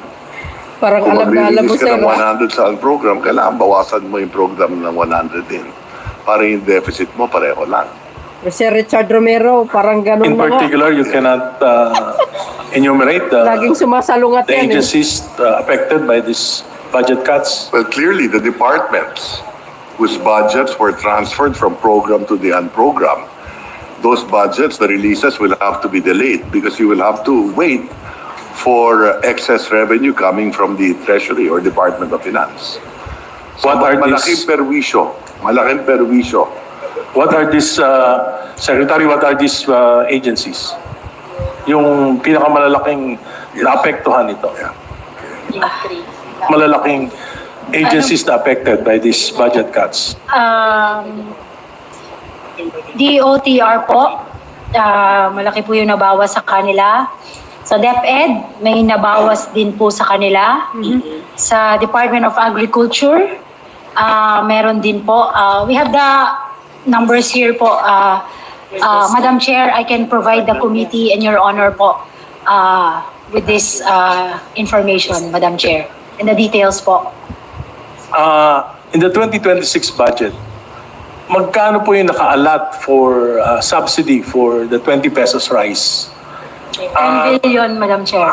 10 billion po, Madam Chair, under the Rice for All program. How 10 about billion. the promise of President BBM of 1 million houses every year? Magkano po yung naka-allot for the houses? Sa 4PH po, we provided 700 million, no? More than 700 million for that. But meron po kasing, we have a new secretary, it's Secretary Aleling, and I know that meron po siyang bagong programa. So I guess pwede po natin siya tanungin pagdating dito. And they will use po yung escrow funds na meron sila for the project po, Madam Chair. Yung mining po is a major industry.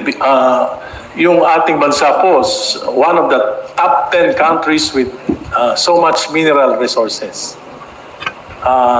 Pero maliit po yung revenue na nakuha natin. Primarily because of some disconnect in, for example, there are companies who holds millions of hectares of claims, MPSA, pero hindi po nagagalaw.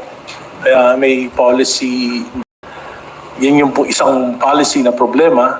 Second, ang dami pong mga mining claims na MPSA pero ang nagpapatakbo foreigners instead of getting FTAA, which we can get at least 50% share, nagiging 4% lang po yung sa excise tax.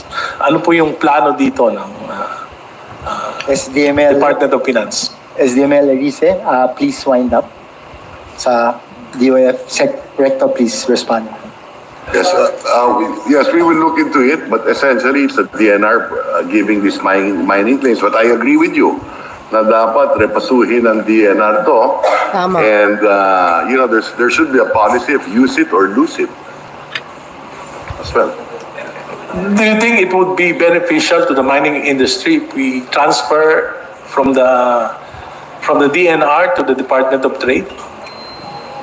That's something we can look into. The mining industry should be at least managed by the Department of Trade rather than DNR na meron parang may conflict of interest sila in terms of environmental protection. We will consider your suggestion. Thank you. Maraming salamat po, SDML Elise. We move to our next colleague. May we call on Vice Chair Ian Leviste. You have the floor. Thank you, Mr. Chair. In the interest of time, I would like to roll together my questions into one statement and hope that the economic team could provide any comments. To solve the classroom shortage, we propose that the local government support fund under the DBM be allowed to be used to build classrooms, and that I understand there was a previous internal memo by the previous DOF prohibiting the use of the PWH budget for local projects for classrooms, and wondered if from the previous DOF, and wonder if the current DOF would allow the use of the DPWH budget for local projects to be used to build classrooms, in hopes that, in line with the President's direction, more of the budget can be allocated towards not only DPWH but even local governments to help close the classroom shortage. All this will require is a special provision in the budget. So it is Congress, not really the DOF. So all you have to put it is in the special provision of Dept that you allow, for example, that the building of classrooms, the budget with the Dept can be used either by the DPWH, the Dept itself, or the local government. So we will support it. Thank you, Mr. Secretary, and hopefully the DBM could also allow LGSF to be used for building classrooms. Yes, they're subject to our guidelines because we also want the identification of school buildings to be validated by the Department of Education. Thank you.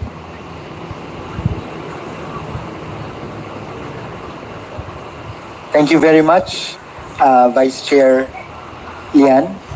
We now move to our next colleague. May we call on DML Tino? Ayan. You have the floor, sir. Antay Marcos yan eh. Galing yan pag nagsalit mga post niya sa social media. Kaloka.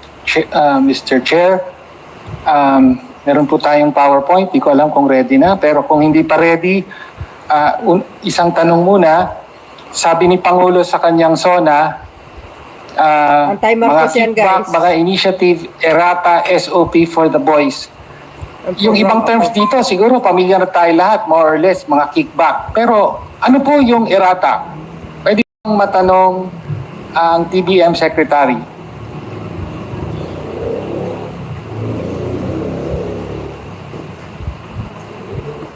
Malalim na words yan ha. Alam nyo ba yan mga kababayan? Uy, shoutout sa inyo ha. Kumakain ako. Ito po yung mga programa o proyekto, Madam Chair, na gustong ipabago ng departments and agencies, Madam Chair. Madam Chair, binanggit ng Pangulo, kahilera ng mga kickback at SOP. So, ang tanong po ngayon, sabi nyo, nanggagaling sa mga agency, magkakaroon pa po ba ng errata? We are concerned, Madam Chair, yun po yung definition namin ng errata. Now, kung ano pong nangyari doon sa proseso po ng the legislative process in the previous years, we are not aware po, Madam Chair. Kasi sa DBM, we don't actually allow errata because it's part of our KPI, Madam Chair. So the question, Madam Chair, Mr. Chair, Madam Chair, was Nakakaliwa yan eh. magkakaroon po ba ng errata para sa 2026 budget? Supposedly wala po, Madam Chair. Okay, sige, hanggang doon na lang po. Supposedly, wala po. Okay. Next question. Unprogrammed appropriations. Next slide. Ay, sorry.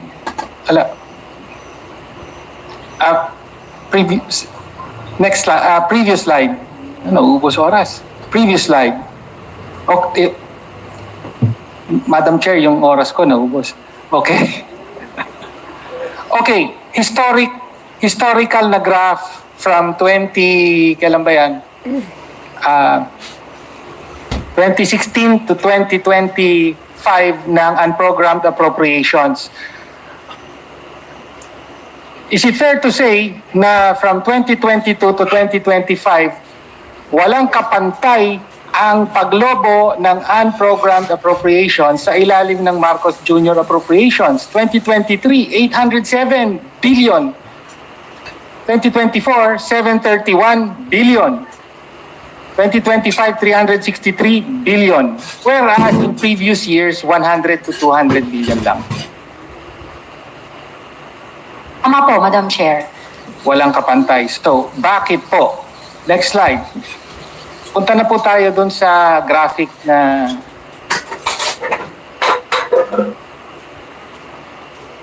sana po hindi nababawasan yung oras. Next slide. Pakinggan nyo ha kung paano siya magtanong ha. Because okay. he is Bakit ganon? Kami may nakitang pattern, Madam Chair. And in fact, I was intently listening to Secretary Ralph because he's basically alluding to the same thing. Meron po tayong nakitang padron na ang tawag natin bawas, dagdag, habol, no, or budol for short, no, na nagpapaliwanag sa nangyayari. Ibig sabihin, binabawasan yung program funds at nililipat sa unprogram funds yung mga item, yung nababakante sa program funds, pinupunuan ng insertion, yun yung dagdag, tapos yung mga program funds na nilagay sa unprogram, hahabulin ng excess revenue through excess revenues. So yun po yung bawas, dagdag, habol na padron. Okay, to illustrate, 2024. Step 1, bawas. Step 1. Next slide po. Next slide, next slide. Naku, naubos oras. Step 1 po, step 1. Yan, okay. 2024, NEP. So, sinabit po ng DBM para sa MPBF, particular yung item called lump sum for compensation, 89.9 billion. Nasa NEP po yan, DBM nang galing. Pero pagdating sa GAA, 1.009 billion na lang. MP pangsweld, nakalagay, lump sum for compensation adjustment, ang salary increase. 89 naging 1 billion. Do you confirm, Secretary, na ganun ang nangyari?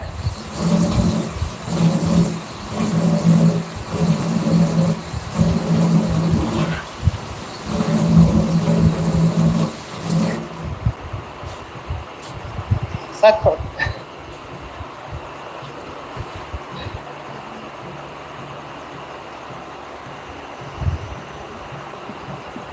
Pag ako sekretary, so palpalin ko yan.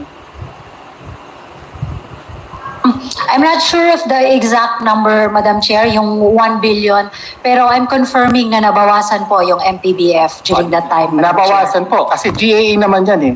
Okay. So, ano nangyari dun sa pera para sa compensation? Nilagay po sa unprogrammed. Magkano po ang nilagay sa unprogrammed para sa salary increase for 2024?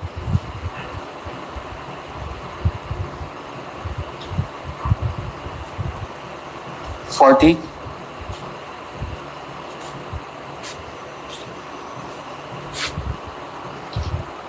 After release po is 45 billion for the salary increase, Madam Chair. Okay. So yung program, may pera na dapat nilagay sa program 45B. Okay. So ibig sabihin nun, nabawasan ng 89 yung program, may blanco ngayon. Di ba? Anong ginawa sa blanco na yon? Diyan pumasok yung dagdag. So step 2, dagdag. Ano yung nadagdag? Congress, pag budget, Congress abhors a vacuum. Pag may espasyo, pupunuan. So ano po ginawa? So, ang dagdag po ay, eto na, flood control, MAIP, AIX, AKAP. So, because of the time, nakita nyo na lang. Basically, nadagdagan ng flood control, 50B, MAIP, AIX, etc., 35B, 14B. Okay. Habol. So, insertion. So, in other words, magkaugnay po yung bawas, yung binawas at nilagay sa program at yung paglobo ng insertions. Directly related. Paano yung habol? Ano nangyari sa salary increase? May pera na dapat nilagay sa program. Hinabol po with, next slide. DML Tino. Opo. Time is up. Please ask your last question. Yes. Thank you. Opo. Makakaliwa ka PhilHealth talaga. funds. Okay. As you know, the DOF issued an order for PhilHealth to ano bang tawag doon? To Mr. revert or to parang yung excess funds nila ay ibigay sa treasury. Mr. Amounting to 90 billion pesos. Tama po, Secretary Recto? Mr. Tenyo, Sumunod lang kami sa utos baka. ng Kongreso. Tama po. Na ilipat ay 60 billion, Okay. hindi 90.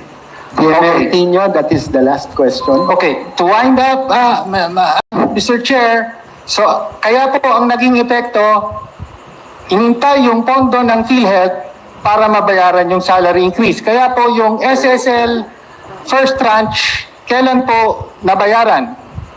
Mr. Tenyo, Usually Enero, pero for 2024, kailan po nabayaran? tatawa ko dito sa mamang to. Makibaka. Sila yan eh. Lalo na yung kulot yung katabi niya. August po. August. So, retroactively binayaran yung from January, August po. Never pa po nangyari yan ever na pag may salary increase, January matatanggap na dapat, pero this time it was August. So, ang punto po ay yan po ang modus na nakita natin sa paglaki ng unprogrammed funds, no, at paglaki rin ng congressional insertions. And in this case, klaro po, ang nadehado ay yung mga empleyado who had to wait 8 or 9 months for their salary increase at yung pondo ng PhilHealth na yun ang ginamit. So ang tanong lang po, will we see the same pattern again for the 2026 budget? Sa bahagi namin, syempre, hindi tayo papayag na mangyari ito. Kaya nga, pinapaliwanag natin ang modus na ito. Let me hear. Maraming salamat. Modus ka dyan. Makarinig na lang po ng sagot. from DBM. Modus mo pag One bumukha final mo. answer from DBM. Feeling naman. Tapos we move to the next. Ayaw po natin na mangyari yon, Madam Chair. Okay. Thank you. Maraming salamat po, DML Tino. Thank you, Secretary Pangandaman. Susunod po, we call Supalpalin ko on yung city nyo, Rep. JJ Romualdo. Makibaka ka na lang doon sa kalsada. Thank you, Madam Chair, Mr. Chairman, Your Honor. I have actually 3 questions only, Mr. Chairman. Your Honor, first, I would like to ask a question to the Department of Finance. And may I ask if the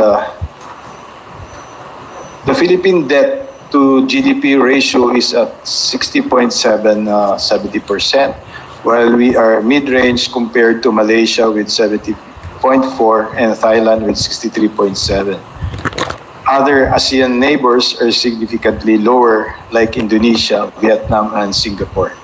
Is this already a strong, stable position considering that our debt is rising? What will be our posture to reduce this ratio to below 60%, and what is our target by end of the term of President Bongbong Marcos in 2020? Yes. First, Your I Honor. think it is manageable. As I did mention during our presentation, that we do have credit rating upgrades, number 1, which show that it is manageable. Number 2, we have a fiscal consolidation strategy. As I did mention as well, that we started at 8.6% deficit. It's down to 5.7. We intend to bring that further down in 2020 to 4% and to 3.1% by 2030. So yes, that is the fiscal strategy. And by the time your debt to GDP will be below 60%. Thank you, Your Honor. Now, is there a possibility that the government, particularly the Department of Finance and Bangko Sentral ng Pilipinas, focus on collecting non-performing loans from government financial institutions like Land Bank of the Philippines and Development Bank of the Philippines?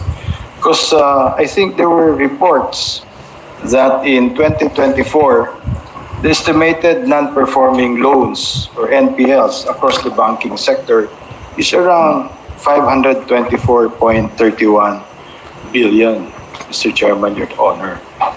And how true that writing off or restructuring huge loans may be politically safer than pursuing its recovery aggressively, Mr. Chairman, Your Honor. Mr. President, my understanding is that the Land Bank has NPLs of roughly 3.5%. That is within industry standard, more or less. Still very safe according to the BSP. And of course, it is a policy of Land Bank to be able to collect all the debts from its borrowers. Okay, thank you, Mr. Chairman. And does banks set aside buffers to absorb non-performing loans, Mr. Chairman, Your Honor? Yes, consistent with regulations of the BSP. What is the effect on that, Mr. Chairman, Your Honor? If it sets aside a buffer, then it is unable to lend more. Yes. Yes, okay, Mr. Chairman. During the last Congress, we had several hearings in the House Committee on Banks and Financial Intermediaries. We heard of legal and bureaucratic hurdles in loan recovery. It was so slow-paced and costly for Land Bank of the Philippines and Development Bank of the Philippines. And there were rumors that there might be connections, thus complicating enforcement, Mr. Chairman, Your Honor. And considering that there was this question that we questioned that meeting that since 2019, supposed to be it was foreclosed, but it was not foreclosed, and there were negotiations, but the borrower never bothered to pay the demand letter from these two banks. And unfortunately, it's so unfair because this company or corporation are still doing business without paying the loans. At the total between Land Bank and DBP was more than 5 billion, Mr. Chairman, Your Honor. Yes, I'm not aware of any rumor, but if the gentleman has some information and data regarding a particular loan with Land Bank and DBP, feel free to give it to me and I will personally look into it, Madam Chair. Actually, Mr. Chairman, Your Honor, Mr. Secretary, still continue being investigated, and we refiled this resolution and we had that. And I should have told you before last Congress, but you were so busy. And we had these committee hearings and I filed that resolution. And I really cannot understand that a farmer borrowing Land Bank, or if somebody borrowed from DBP or Land Bank, naka-collateral po yung bahay, sandali lang kukunin or kotse. Pero ito, wala akong nangyari. It's been 2 years already since I filed that resolution. Although they were taking steps daw, but I can't really fathom the answer na aabot na ganun, tapos nagninegosyo, di na nga nagbabayad. And one thing, Mr. Chairman, Your Honor, naka-record po to during the hearing that one of the Vice President of Land Bank answered, Congressman, Your Honor, saan naman pupunta yung mga tripulante ng barko pag finorclose? Then I answered naman, Mr. Chairman, Your Honor, saan naman pupunta yung nakatira sa bahay dahil hindi nakabayad after 1 year, finorclose yung bahay. Diba? Which is which? Mauna yung tripulante. Yung tripulante, sandali lang makatrabaho yun Pero yung nakatira ng bahay, foreclosed na hindi nakabayad, ilan lang milyon lang yun. 1 milyon lang siguro or wala pa. Especially if teacher yun. Pero ito, billions. 5 billion. And actually, kanina, Mr. Chairman, Your Honor, Mr. Secretary, kinausap ko sila. And still the same answer. So, yeah, please provide me with the details. I will personally look into it. Yes, sir. Thank you so much. Thank you, Mr. Chairman, Your Honor. Maraming Thank you, salamat. Madam Chair. Thank you, Secretary. Thank you. Thank you, sir. Thank you. Thank you. Next, may we call on Rep. Elijah San Fernando. Sir, the floor is yours. Thank you, Mr. Chair, Madam Chair. Okay pa po tayo. Isa rito Mabilis na lang po to. Una, mostly naka-address po sa Dept. Ayan o, DDS yan. Balisakan. So since we are talking about macroeconomic assumptions in helping shape our national budget, along with all the growth and development targets, balikan ko lang po yung dun sa food poverty threshold natin. As we all remember, last year, NEDA said that the food poverty threshold is 64 pesos per day per person. Hindi ka na food poor pag may 64 pesos ka. And Senator Poe said that you will release an updated study come May 2025. What is the updated food poverty threshold, Secretary? Madam Chair, Mr. Chair.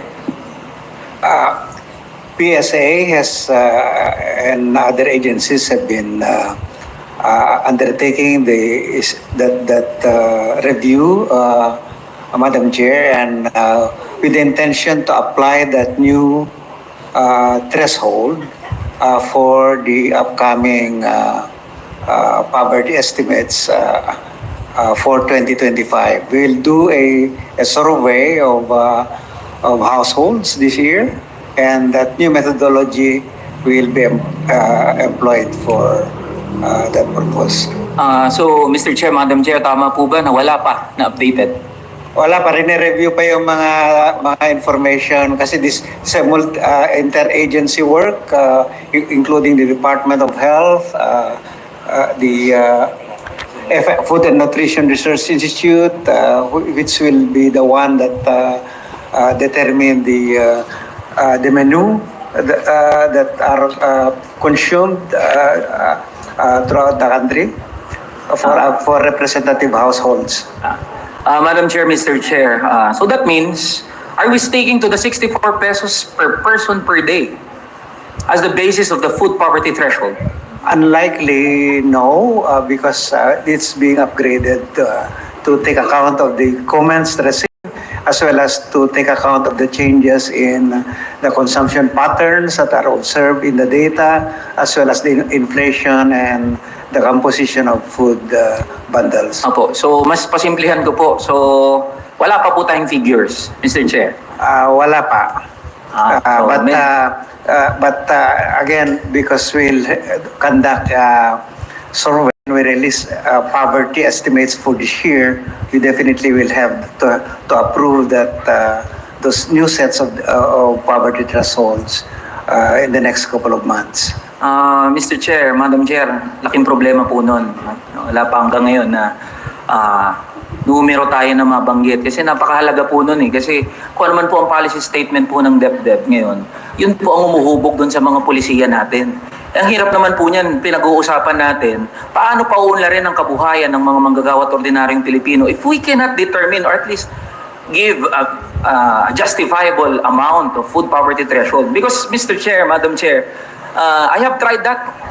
64 pesos per day. Bumili po ako sa tindahan, nagkautang pa ho ako. May utang pa po ako. Kaya gusto ko pong tanungin yan para sa kaliwanagan din po ng mga nanonood natin ng mga kababayan, mga manggagawa at ordinaryong Pilipino. Dahil deserve din po nila malaman, papaano o ano ang batayan ng ating pamahalaan sa pagdetermina ng mga statistics natin, pag sinabi umuunlad ang ating kabuhayan ng mga manggagawa at ordinaryong Pilipino, ano ang batayan natin dyan? At napaka-importante po niyan dahil yan ang magiging framework natin sa pagbuo, pagbalangkas ng budget for the next year. So we will just request po sa Dept if we can have materials that you have, especially the methodology that you will use in determining the food poverty threshold. We will definitely submit such document, Your Honor, when it's already available. But let me just note that in my presentation this morning, we showed that whether you apply the old threshold that we were using or apply higher standards like the ones that are used by the World Bank for middle-income countries, you will see the same pattern that there has been an improvement in that poverty reduction objective. Thank you, Madam Chair, Mr. Chair. Now, on to my next question. In 2018, NEDA Secretary Ernesto Pernia said that for a family of 5 to survive, take note of the term that they used, survive. For a family of 5 to survive, they must earn 42,000 pesos a month. That is in the assumption that 2 workers are working in a family of 5. Meron po ba tayong updated na ano dito, Secretary, Madam Chair, Mr. Chair? Magkano po ang kinakailangan ng isang pamilya para sila ay mabuhay ng disente sa isang buwan? Magtrabaho kayo, bawal tamad. I think that Secretary Pernia is also referring to the same poverty threshold, which I said is being reviewed now and is being revised to reflect the comments received from various stakeholders, including various agencies of government. Okay po. Thank you po. So wala pa rin po tayo na magamit. Kasi ginagamit ko rin po sa presentation ko yan eh. Grabe. Anyway po, dito po sa mga susunod ko na tanong, Grabe yan magsasalita manira po kay ako on Pangulong behalf of Marcos the Jr. sa CSOs. vlog niya. So sasagot na lang po yung mga kasama natin Sa vlog niya, economic mga team kababayan, address to the grabe CSOs. manira Ito po kay is, Pangulong Marcos rather than yan. macroeconomic assumptions, can we use the situation of children as the center of our budgeting framework? This is in connection to promoting child budget and expenditures tagging and tracking or CBET and public financial management for children framework. Yabang yan eh. Madam Chair, nagkaroon po kami ng public expenditure financial assessment this year together with our development partners. At isa po doon sa lumabas na report nila is a child PFM report. It is among the first globally.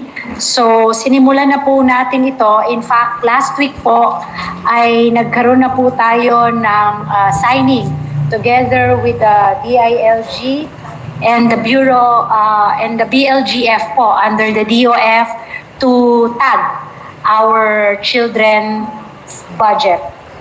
Not just in the national government po, but in the local government units. Madam Chair. Meron na po. Sinimulan na po natin yan. Okay po. Thank you po, Madam Chair, Mr. Chair. For my last question po, nag-text, joke lang po. So what is the rationale for the 4 later release or Schedule 2 appropriation such that DBM provides conditions for the release of certain enacted appropriations through the SARO, pending submission and satisfaction of supporting documents? So from Representative Erice's intervention a while ago, Secretary Rector revealed this morning that fund releases of certain appropriations were ultimately withheld or withdrawn based on designated parameters, PDP among them.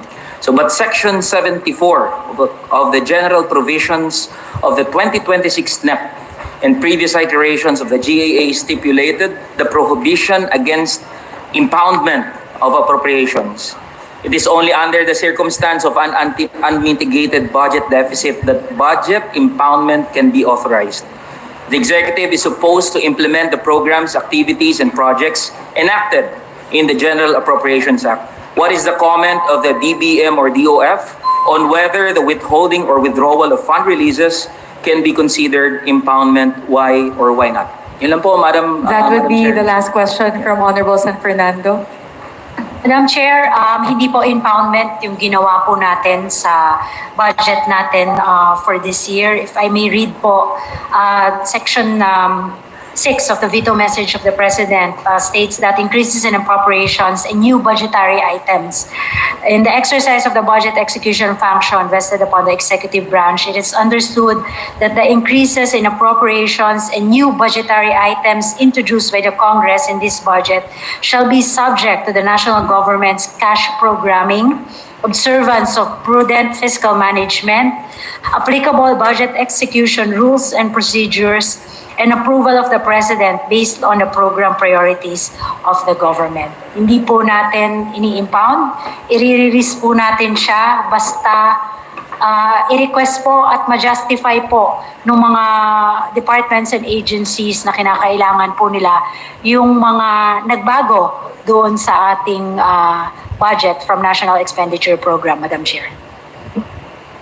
Thank you very much, Representative Fernando. Just wanted to highlight before we move to our very last interpellator, that is one mode that the CSOs can utilize to be able to participate more actively in the committee deliberations. Pwede po sila maghanap ng champions among our colleagues in Congress, mga kongresista po na willing po mag-field ng questions nila sa mga ahensya, sa ating po mga department secretary. So thank you, Representative San Fernando, for highlighting this mode, and sa ating po mga kapartner ng mga civil society organizations, sana po gamitin po natin itong pagkakataon na ito, this other mode of engaging with the budget deliberations.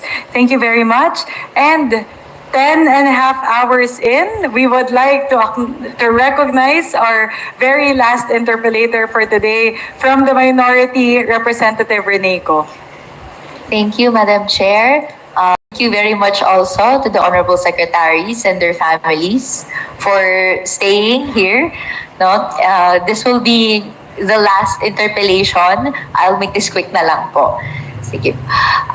I'm taking off po doon sa presentation ng DepDev. Naglagay po doon na merong 255 PPP projects in implementation, amounting to 3.6 trillion. And then there's some 230 PPP projects in the pipeline valued at 2.8 trillion. For me, that's a lot. It's a lot of money. It's also a lot of PPP projects. How much po ba, I'm curious po, Madam Chair, Honorable Secretaries, or particularly DepDev, how much is the government's total exposure to contingent liabilities arising from these PPP projects? And how are they reflected po in the NEP for the next fiscal year?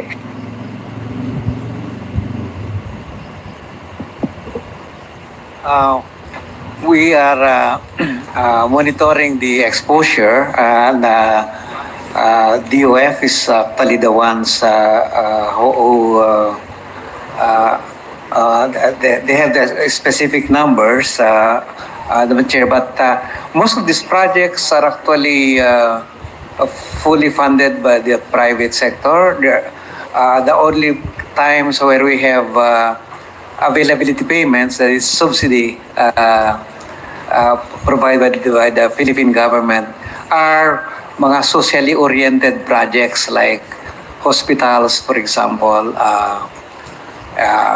and but I think for even for our airports, we do not provide subsidies or availability payments for this. So the big ticket projects do not provide subsidies. I think the PPP projects where we provide subsidies are the ones that, but the cancer center that's still being is still being finalized with the University of the Philippines. What else? Otherwise, the big ones like the ANAYA, the National International Airport, they're actually the ones that give incomes to the government rather than government providing subsidy to this government. So, Madam Chair, Honorable Secretaries, to clarify, are you saying po na walang translation sa NEP 2026, yung contingent liabilities? Si DOF can possibly answer that, Madam Chair, because they're the ones keeping the books on the availability payments. But today it's nothing really serious, but in so far as the NEP is concerned, my understanding is that there's 3.6 billion under a program, risk management. Risk management program, Yes. Honorable Secretary. 3 billion, yes. Madam Chair, what safeguards, if any, are there being instituted to ensure that the PPP guarantees, to ensure against these risks, they do not burden future budgets or pass undue risks to taxpayers? It goes through the ICC process, the PPPs, but we also realize that now that we've simplified PPPs, yan. So I think they have to report to the PPP center as well. Yeah, there are reforms already initiated in the PPP code. If I may also Yes, add please. that, a good feature of the PPP is there's a risk allocation formula, so that when a project fails, it's the risk